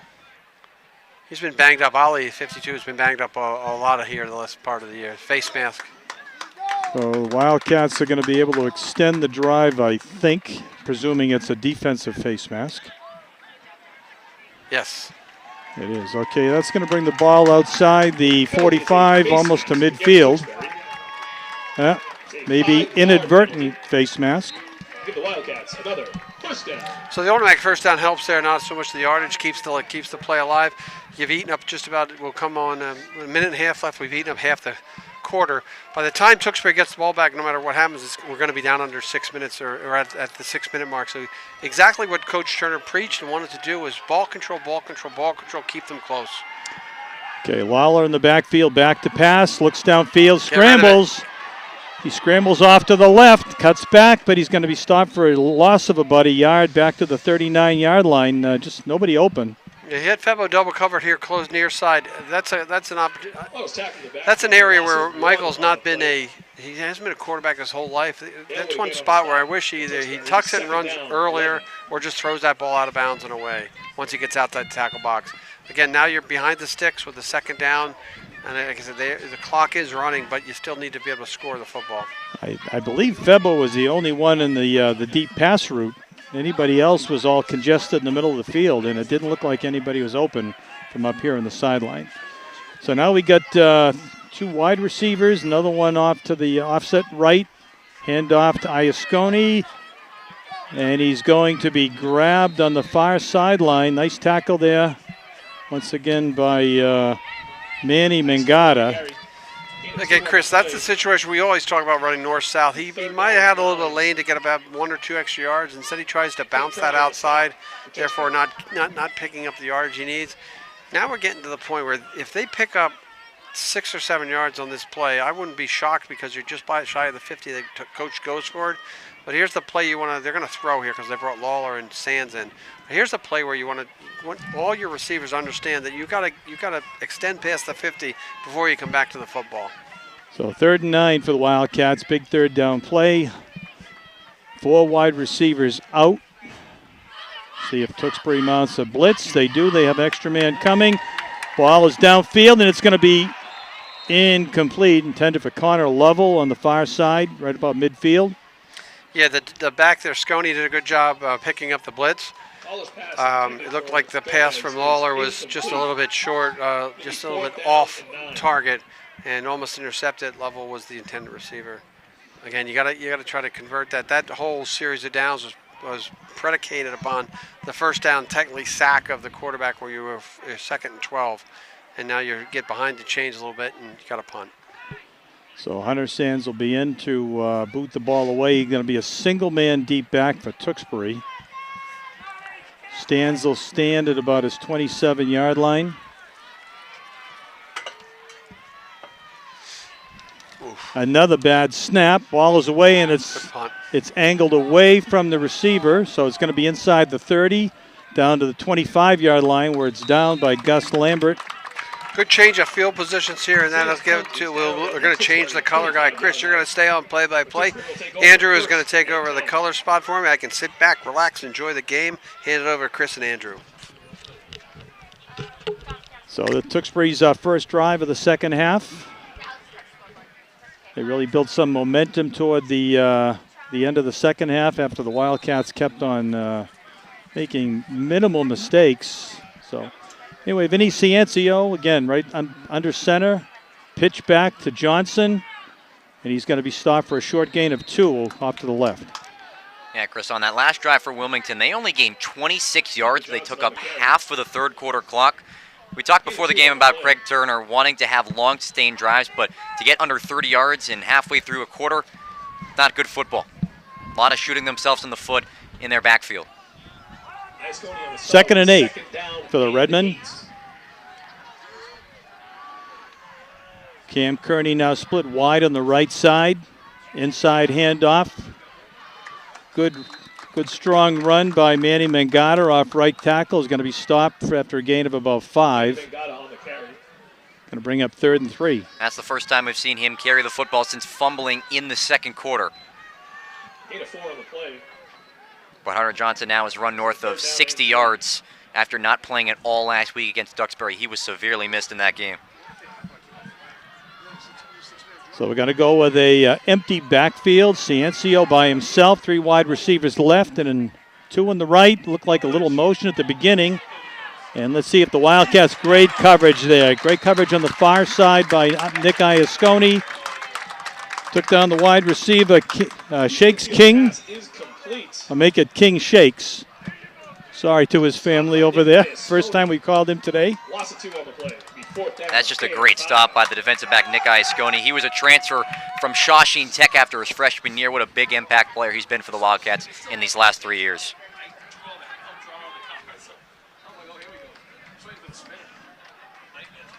Okay, so two defenders back for the Wildcats. Stand at the 40-yard line. Punt formation, high snap.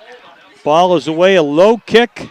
This time it's caught by the up-back, Gomez. And he brought it back to midfield, so the Wildcats will be in good field position at the 50-yard line. 3:20 to go in the third quarter.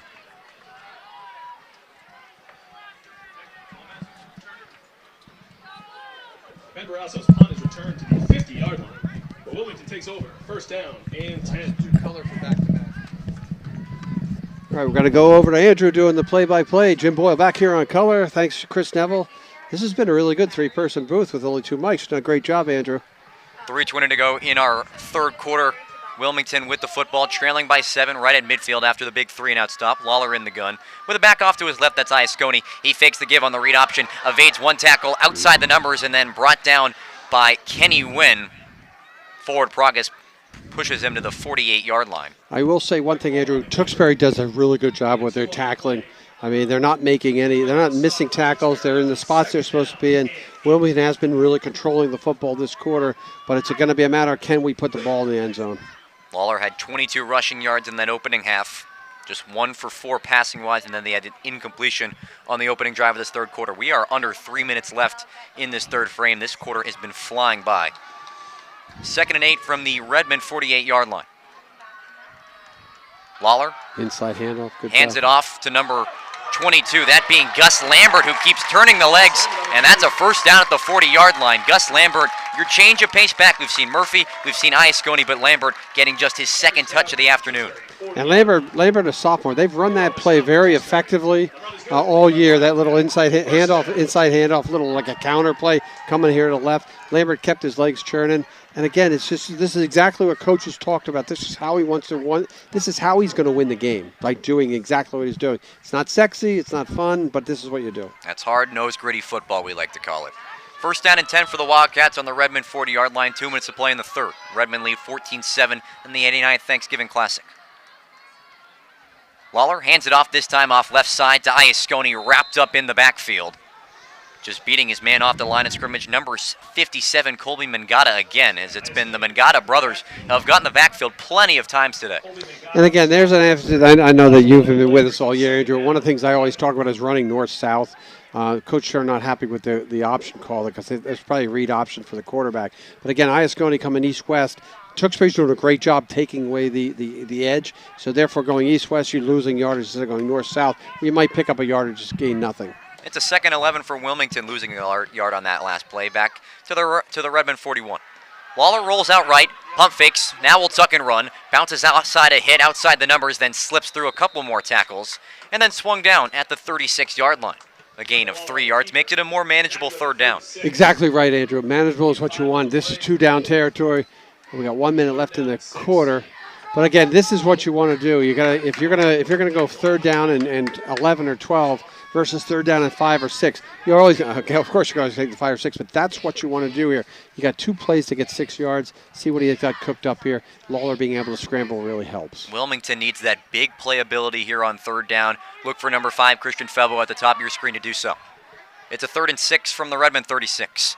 It's a handoff up the middle. Murphy breaks through inside the 20, 15, the 10, the 5, end zone. Touchdown Wilmington. Dempsey Murphy Finds the end zone for the take a second look at time it again. today. Watch him hit the hole quick.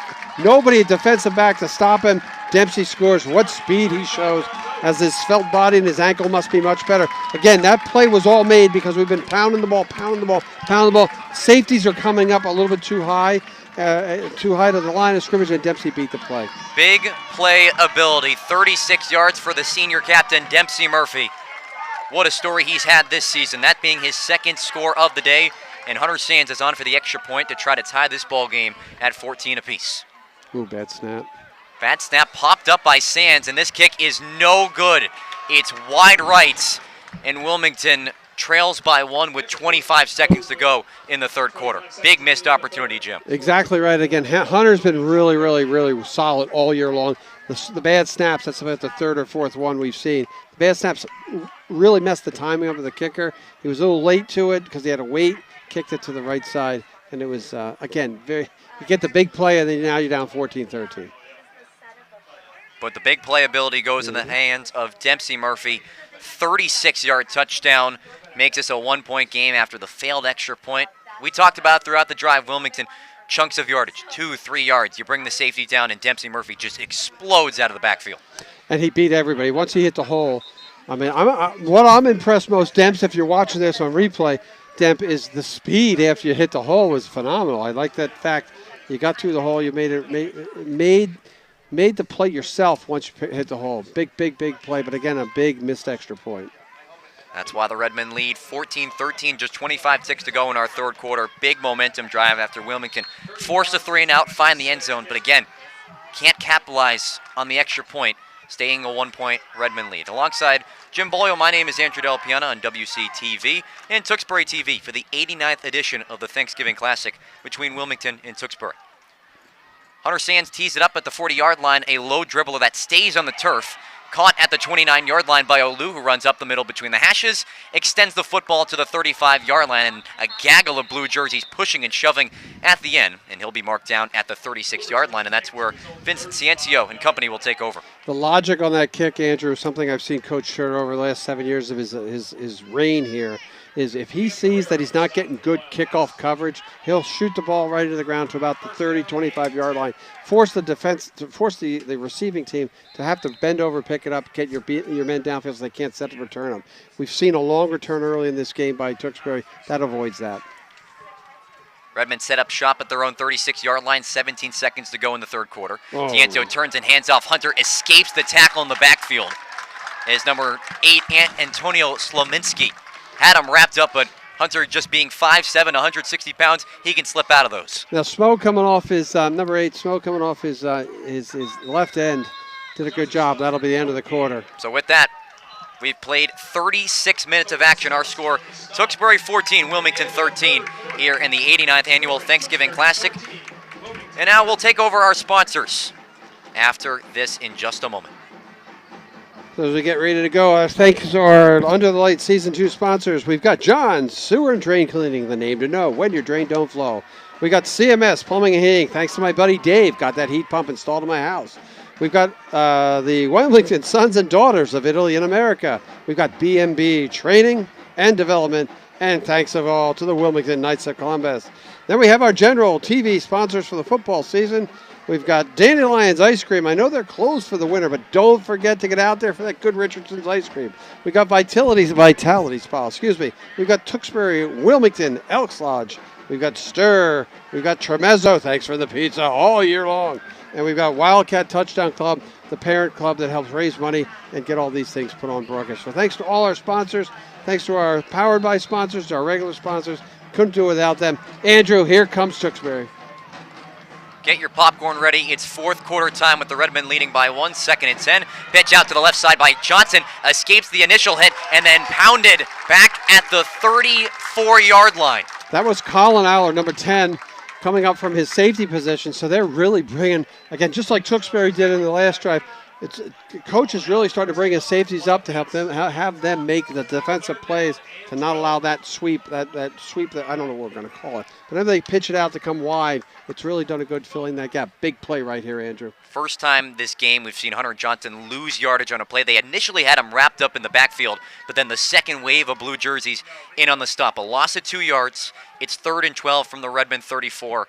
40 seconds played in this fourth quarter with the Redmen up by 1, trying to extend a 14-game win streak here on Thanksgiving Day.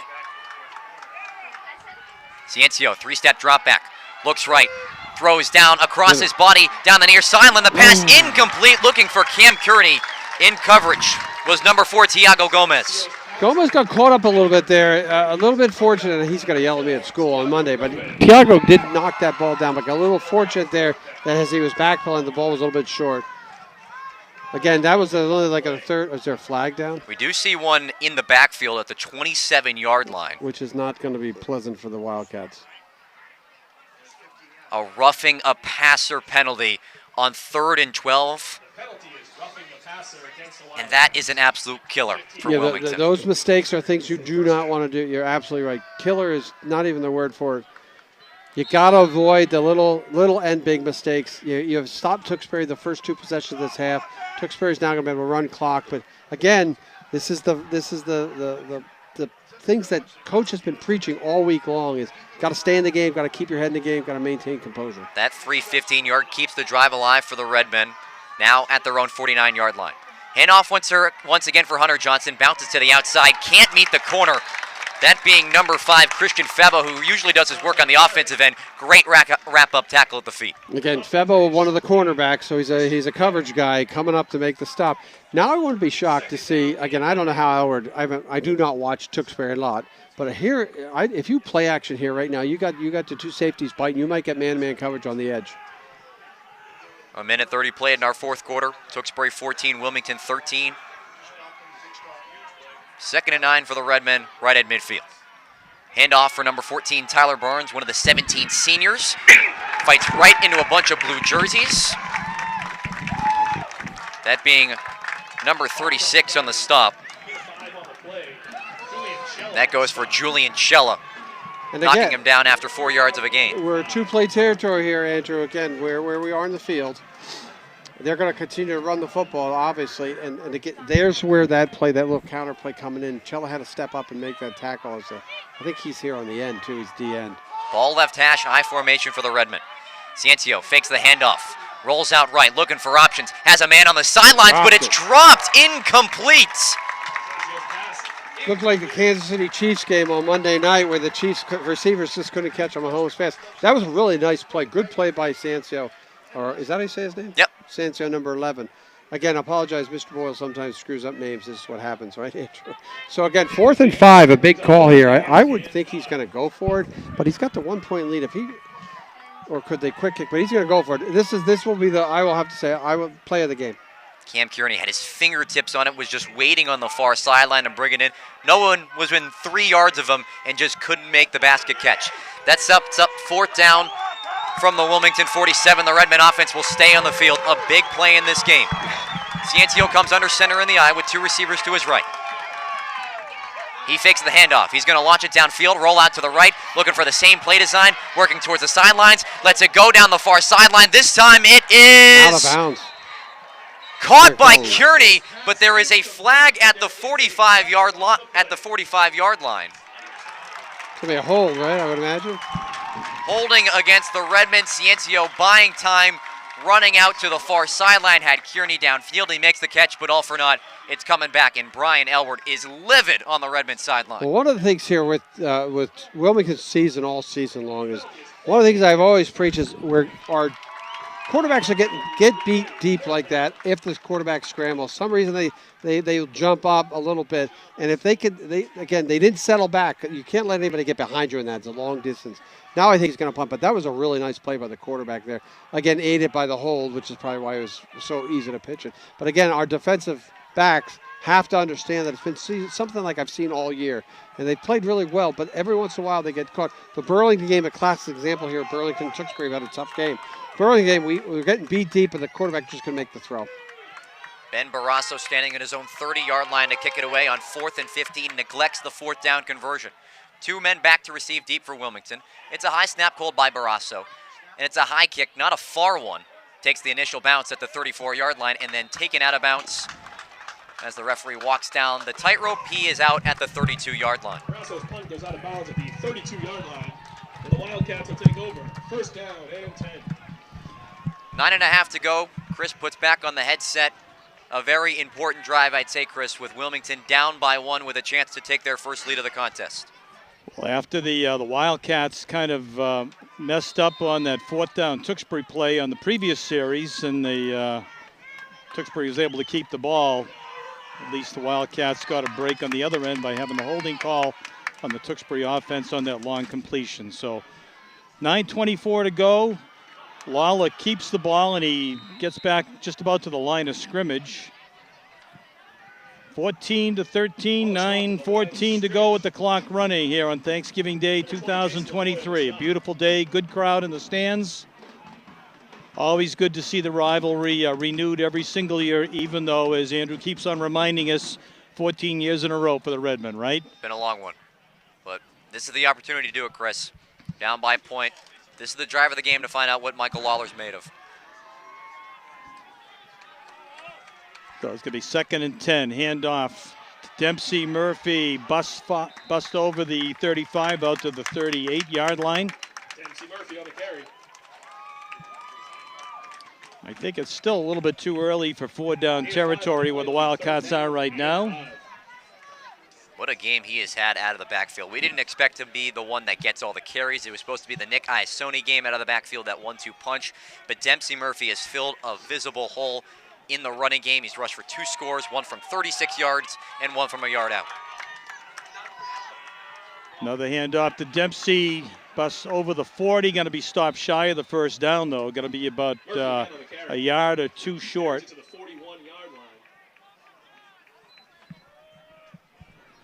What's Coach Turner going to do here? Looks like he's going to go for it. Braden Elward putting his helmet down right into the body of Dempsey Murphy to stop him shy at the 41-yard line. Needs to get to the 42. And the offense is going to stay on the field, Chris. Okay, big play for both teams here. And a fumble in the backfield recovered by the Redmen at the 39-yard line. You know, Jim talked about it at halftime and actually before the game. Got to stay away from the mistakes, and after a little bit of momentum, big fumble recovery by the Redmen puts them in good shape at the Wildcat 39-yard line. Missed opportunities, the cliche we've been going back to time and time again, whether it's not capitalizing on 4th down opportunities, shooting yourself in the foot with penalties on your own side of the field, and then the mixed extra point. It's been a real head scratcher for Craig Turner today. He's got to be pulling his hair out.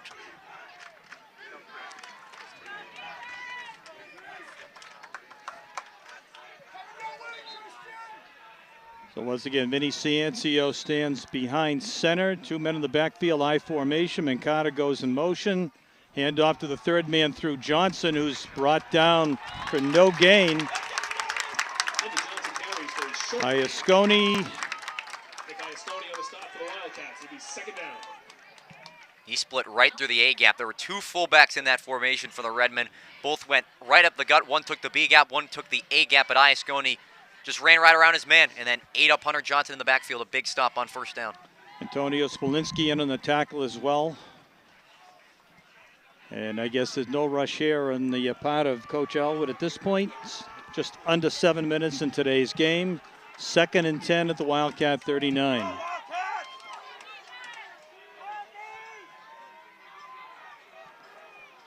Mangata alone in the backfield, back to pass. Ciancio pressure's on. He lets the ball go downfield. Long end.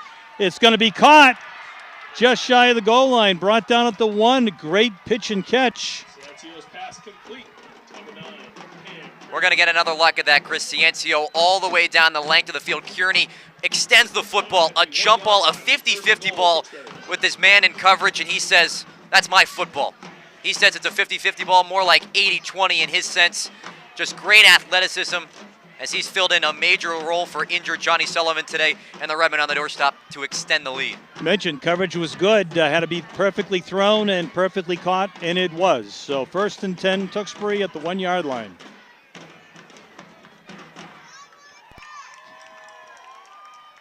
And he's into the end zone for a touchdown, and yes. Manny Mangata's 2-point carry is good. Manny Mangata in for the touchdown. I saw a new number in the backfield there. I was trying to pick that up. Cam Gardner, and is a blocking back on the touchdown. So Tewksbury is now out to a 20-13 lead. And they'll be attempting the extra point, and we have a timeout on the field called by Coach Brian Elward. And that gives us some time, Chris, to break down what we saw on that big play to set it up. That's the first time today we've seen Ciencio launch it down the field. We've seen a couple of play actions, roll out to his right, but good old-fashioned shotgun formation. Takes a snap, finds his man seaming down the field. And as you mentioned, great thrown ball. That had to be right on the money for Kearney to take full advantage of leaping up at a better time to get off his defender. In case we don't get a chance to do it toward the end of the game, I want to thank our production crew today. Matt McMakin, again, our executive producer, Maria Aliberti, who is our technical director, or vice versa. Anyway, they're both doing a great job in the booth here today. We got Matt Moriello in the sideline camera, John Peralta and Dom Giusti, been down on the field camera. And my sidekick today, Jim Boyle, the pride of Temple University, and again, we're our guest commentator today. I won't say the pride of the Orange because I think that's actually the band. Yes, it is. The pride of the Yes. Orange, but from Syracuse University by way of Tewksbury, Andrew Delapiana. And I want to thank you. You got a great voice and a great career ahead of you, I can tell. Chris. Bigger opportunity here, Chris. It looks like the Redmen are going to go for 2 and make this a 2-possession game. Huge opportunity for Wilmington.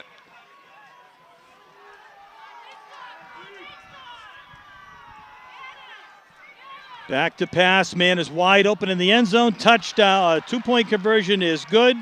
Kenny Wynn on the reception for the 2-point conversion, which puts Tewksbury up 9 points. What a big play.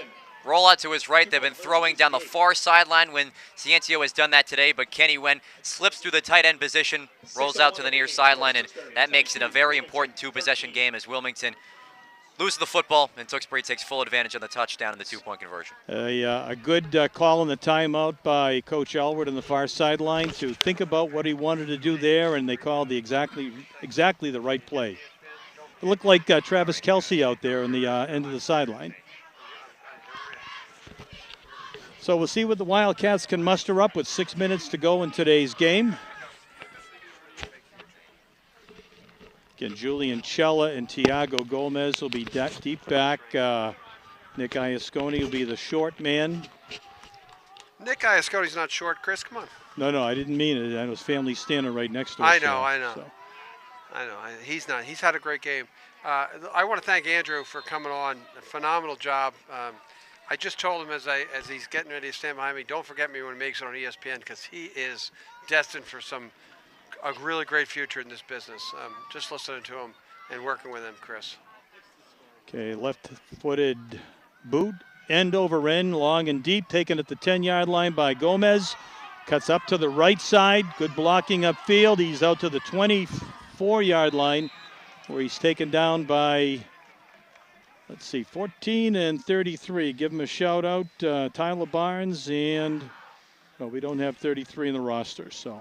Yeah, good tackle, good kick coverage, not bad at return. Tiago caught it, and they had the return right set up. He just couldn't quite get to the edge from that far hash mark. Big possession here, Cats. 5:50 to play. It is a 2-possession game. Got to score, get the onside kick, and score again. I give Alward a lot of credit in a Thanksgiving Day game, going for 2 there. Chris made it a 2-score game. He could have settled with an extra point, and he'd be up by 8. He decided to go for the jugular, and he was successful. 2 receivers right. Iasconi in the backfield with Lawler. Fakes the handoff, looks downfield, and it's intended and dangerous pass. Nick Iasconi got kind of tied up in the backfield by one of the linebackers, defensive backs. Michael floated it out there, and it almost got picked off by one of the Tewksbury D-backs. Yeah, good defensive play. Tewksbury did their defense read that out. Iasconi couldn't get free. Looked like they were going to try to do a quick little short out pass, more like it's almost like used as a pitch for a run. Now it's important. You got 3 downs here. Got to pick up the 10. 2nd and 10 at the 24-yard line of the Wildcats. Clock is stopped. Receivers split on either side. Lala, quick pass behind the receiver, Febo. Incomplete. Again, great play call. Had him open again. Michael just threw that behind Christian Febo. Can't hang your head here. You still need to play. You're at 5:44 to play. You got to just keep playing hard here. They've done a great job all game long. A little bit of a turnover on the 4th down at midfield, and Tewksbury took advantage of a little bit of loose play by our defensive secondary and picked up a couple of big pass plays. Sands and Lovell come into the game for the Wildcats to be 3 receivers on the far left. Febo on the near side. 3rd and 10, real big play to pick up at least most of that yardage. He's got Febo by himself here if he can beat his man, number 1. Or they're going to drop the safety over. Pressure's on. Michael scrambles, but he's going to be brought down after gain of 2. Going to bring up 4th down and 8 at 25, 26. Christian Febo, the number 1 receiver, is being doubled up. The safety's out here dropping over, so he's got man coverage on the left side. If he goes trips left, he's got to see that. Hopefully the coaches up here in the booth see that. If Lawler can see that we get this, now it's important. You got to get to the 34-yard line, 1st down. But if they're doubling up Febo almost every player, 5 and 1. One's got a man, and 5's dropping off as a safety to double up. We got a guy in the slot here, so they're going to have to go back to the man-man here. 4th down, do or die. 4-man rush. Again, Lawless scrambling, and he's going to be running out of bounds. Could have been a late hit there. That's going to wrap it up, I think, for the day for the Wildcats. Yeah, Ali's down too. Ali's getting banged up. Number 52, I'll call. Going to be 1st down for Tewksbury at the 24-yard line. It's been a very, very well-played football game. Tewksbury took advantage of when they needed to, of that last 50-yard drive. Wilmington did I thought on defensively this second half, the Cats did a really good job in maintaining the run, keeping the run in check. Tewksbury then had only thrown the ball like 2 times in the first half, threw it about 6 or 7 times very successfully. Sanso did a really good job. First man through. Hand off to Olu. Stop for no gain at the 25-yard line. So like I said, you can't get better weather. You can't get a better atmosphere. We had a great crowd here, very well behaved. We were honored to have Andrew with us for the whole game. We've been broadcasting live on WCTV, streaming it on Tewksbury Television as well. For all you guys there out in Tewksbury, enjoy your Thanksgiving. Thanks for one of your own coming in to help Chris and I in the booth to call this game. Still not over yet, but it's just a matter of clock running being a 2-possession game going to be tough. Clyde Lambert in the last tackle for the Wildcats. 2nd and 10. Hand off to Johnson, sweeps wide to the right, finds running room off a right tackle down the sideline, cuts back, and he's going to be into the end zone. Another touchdown, and I do not see any penalty flags. Johnson's carry is good for a Tewksbury touchdown. Really good run, got the edge and cut that back. Chris did a great job. It's the play that was really hurting us in the first half that we had stopped a lot here in the second half. Score is not going to be indicative of how close this game actually was. He'll probably kick the point, so it'll be a 16-point lead. It's still a 2-possession game if he kicks it. But it's still not indicative of how close this game was up until the last 4 minutes here. Cats have given up those 2 late touchdowns.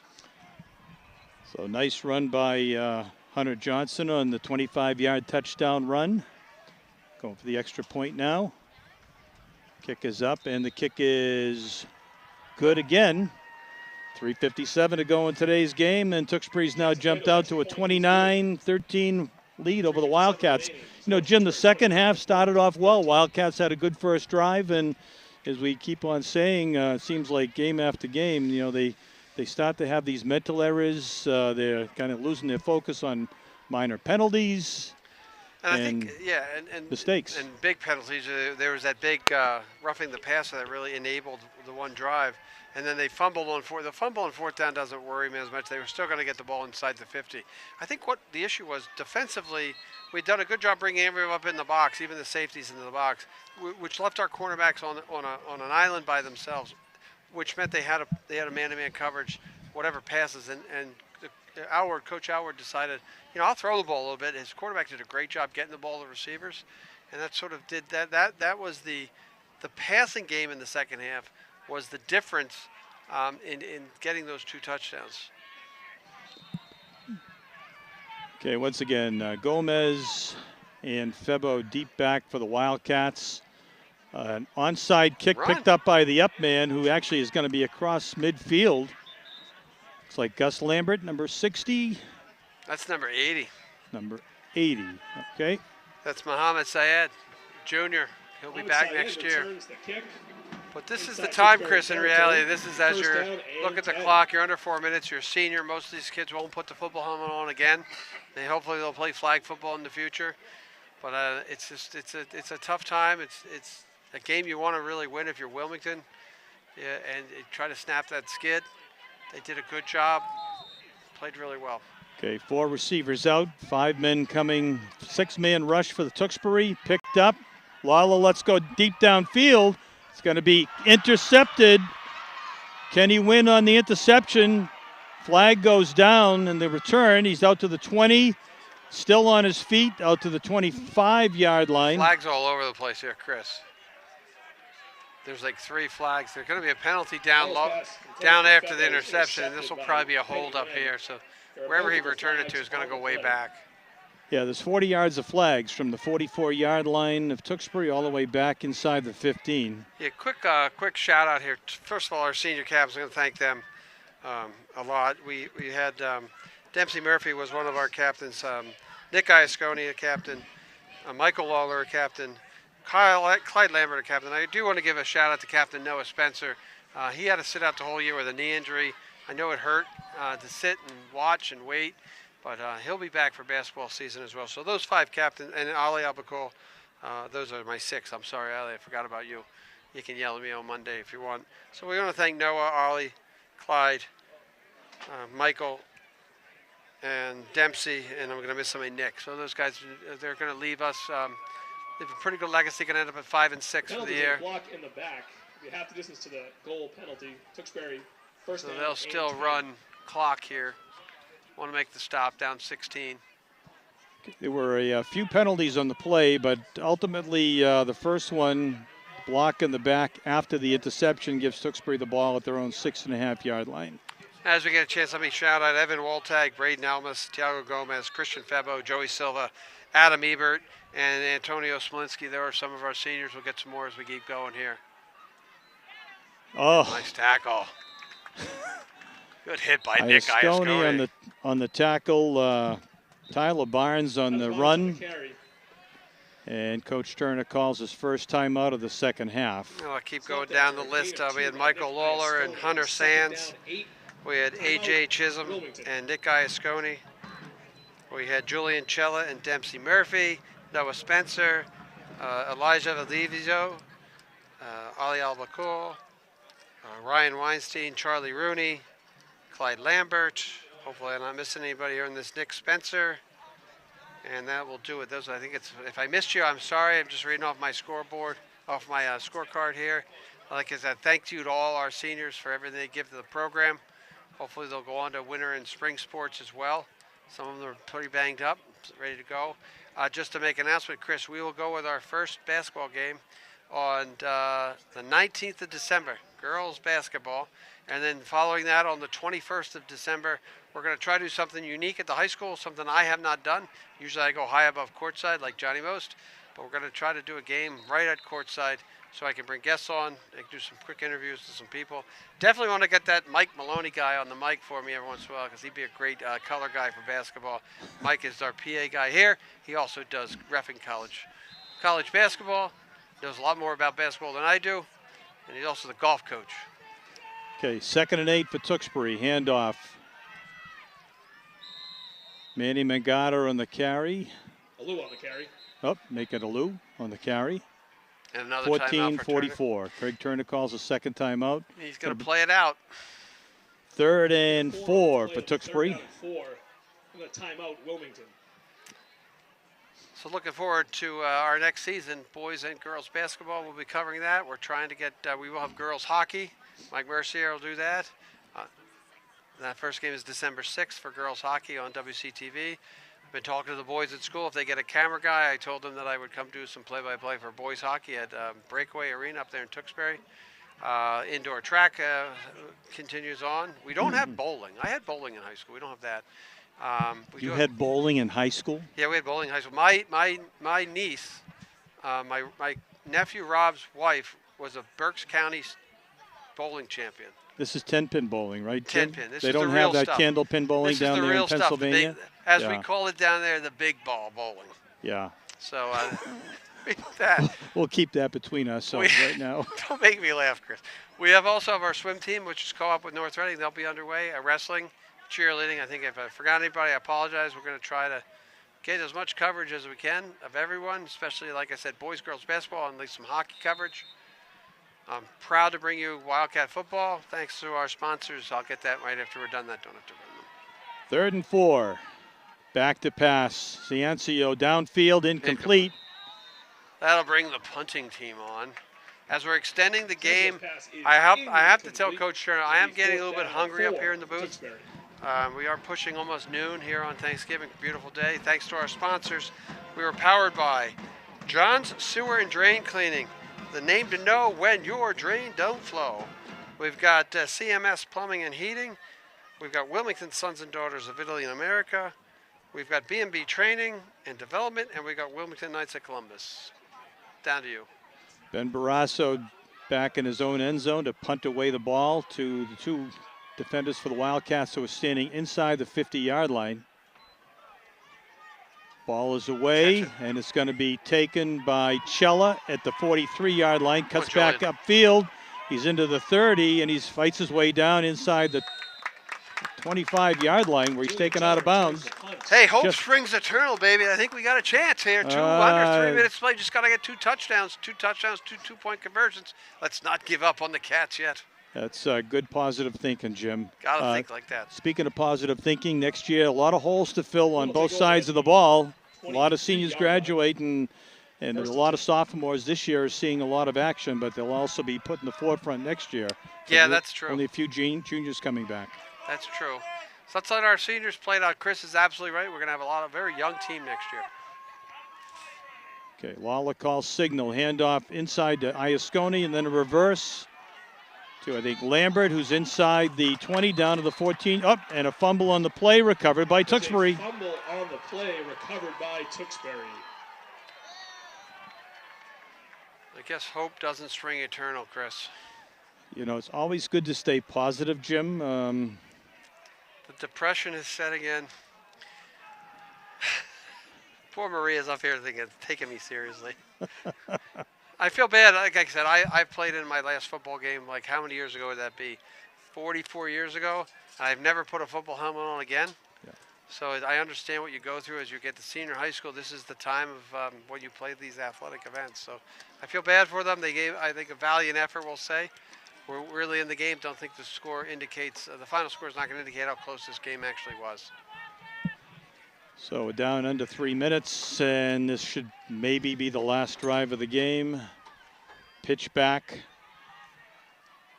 Going to be taken down for little or no gain. Whistle blows. Ball out to the 16-yard line, gain of a yard. Eventually they're going to have to take a knee, aren't they? But really good football today. It was really good. Like I said, Chris, so we've been doing this for almost 7 years together. Phenomenal job, great partner, easy for me to work with. We had Andrew, is it Del Piana? Della Piana, Jim, Piana, Della Andrew, Piana. part of the Carrigan family of Wilmington. He was here, did a great job. Really, the symmetry, or the, what's the word I'm trying to use? We simulcast, there you go, with Tewksbury Television. Thanks for joining us. Tewksbury, enjoy your turkey up there. Still not going to like you, but you can enjoy your turkey. And Andrew did a great job, too. It's like pitch back Ciancio, and the Johnson is taken down for no gain right about the line of scrimmage, maybe a gain of a yard. Congratulate the seniors on both teams. Congratulate Coach Alward again for another successful season at Tewksbury High School. And Wildcats burned their last time out of the game. Yes, that's true. And like we said, talking about next year, as we look forward to next year, it is a very light junior class, a very heavy sophomore class, something to build on. It'll be interesting to see, again, we've got a lot of the sports to go, but interesting to see how Coach Turner decides to rebuild the team after his 20-some-odd seniors left. We're sort of like in a track here at the high school where we have a big class and a small class, and a big class and a small class. We need to change that, and I think I have to give a shout-out to Principal Ryan Gendron here at the high school.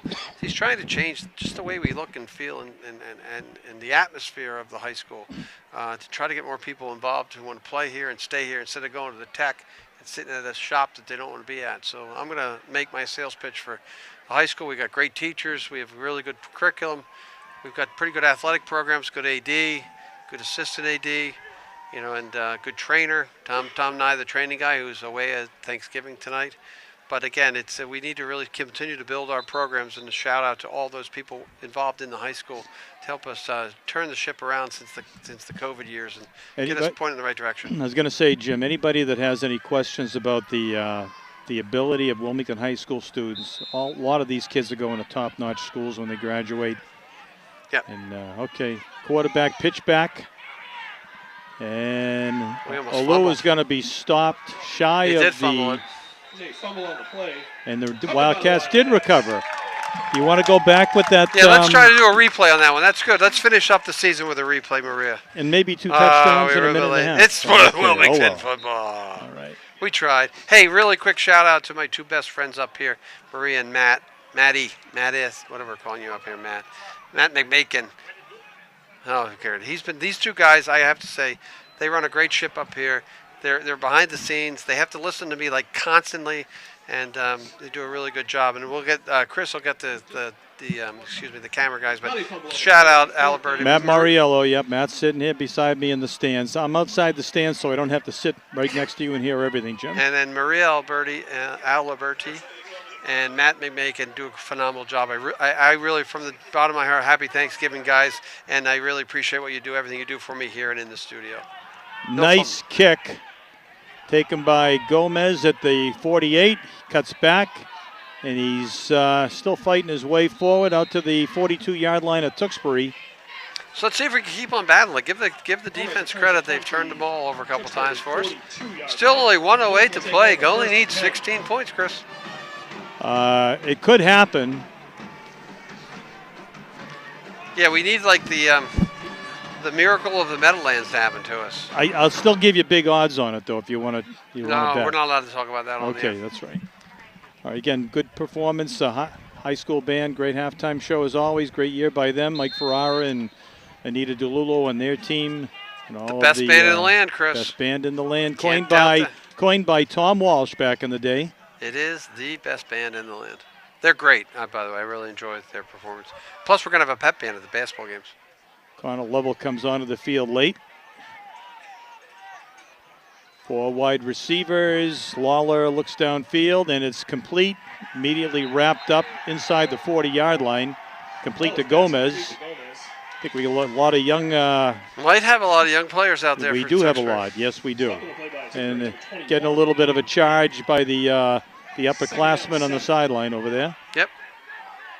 Which is what they should be doing. Good blocking for the Wildcats. Man is open, and it's incomplete. Fabo there, Christian. I'll tell you. I know he's going to watch this and yell at me.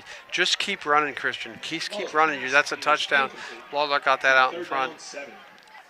Like I said, Chris, I want to thank Chris Neville also for all the stuff he does play-by-play wise. And thank all our loyal live viewers as well. We've been going live all football season. I appreciate everybody who watches, our sponsors, Sam and the gang at the studio. But most to Chris, who puts up with me for 7 games a season. And I want to thank both Jim Boyle and Mike Burns and George Hooper for helping us out. We have the Rotary breakfast for the football team early this morning, so thanks for coming out early for that. Low snap. Lawler dodges a couple of tacklers. He's going to be brought down at the 41-yard line. So we got That'll do it. 33 seconds left in the game. Probably, 32, Sean Martin. I think they'll probably try one more play, and that may be it for the game. Well, unless they turn it over on downs, then they'll take a knee. Complete Oh, nice job. to 100 Sands fans. at the 20, at the 10, and he's brought down at the 8-yard line. You got a spike here. You got a spike. I Oh, don't the think they're gonna referee have is down. time. We have an umpire down. Oh, they got to reset the chains. Oh, yeah, we got a spike here. Throw to the end zone. Touchdown, Wildcats. Oh, interesting. Well, all right, I guess never say die, Jim. Well, I won't say never say die, but just, I'd love to see him punch this baby in and make this score more reasonable. Because, you know what, God bless these kids. They're trying hard, playing hard. They are. You're right. So 5 seconds to go in today's game. Again, congratulate the Redmen for, unfortunately for the Wildcats, the 15th year in a row they've come back and taken the turkey home to Tewksbury. Is there a trophy for this game? I think there used to be. I don't know if there still is or not. We'll have to resurrect that. I got to talk to Ingram about that. Last play of the game, Chris. Lawless sprints out to the right. Got Febo. Man is open. Touchdown. Touchdown! Febo. He's hurt. Probably knocked the wind out of him when he hit the ground. Complete to Christian Febo for a Wilmington touchdown. No. We were going to replay, but we're going to look at him laying on the ground. I was off, Maria. My fault. My fault. Hey, you know what? Cuts the score down. All those gamblers who had Wilmington plus 12. Congratulations. What are they doing here? He's a little bit low. I guess I'm thinking he got his wind knocked out of him. He hit the ball hit the I don't ground know what kind of they hard. did to give him the touchdown to make it 29-9, 29-19. And I Thank think you, they're sir. going to call Good it right here. And they'll shake hands. Okay, Chris, hand it back. Thanks for everybody listening.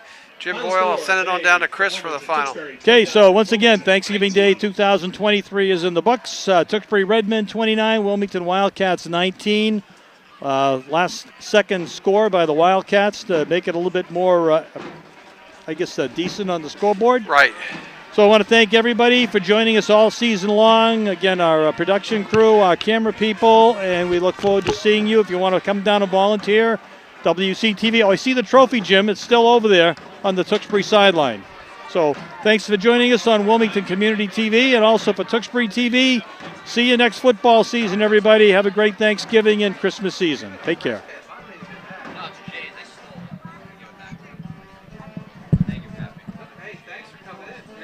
Good luck. Thank you. If you ever get on ESPN and you get a boring game, you can always say, you know what, I work for Trophy's this. still out there. Oh, it is? I work for this crazy ass guy once, Mr. Boyle. Yeah. He was crazy. You're kind of crazy. Thank you very much. Appreciate it. Tell your mom. Thank you guys for your help. What was your mom's name? Karen? Graduated in 1990? Yeah, graduated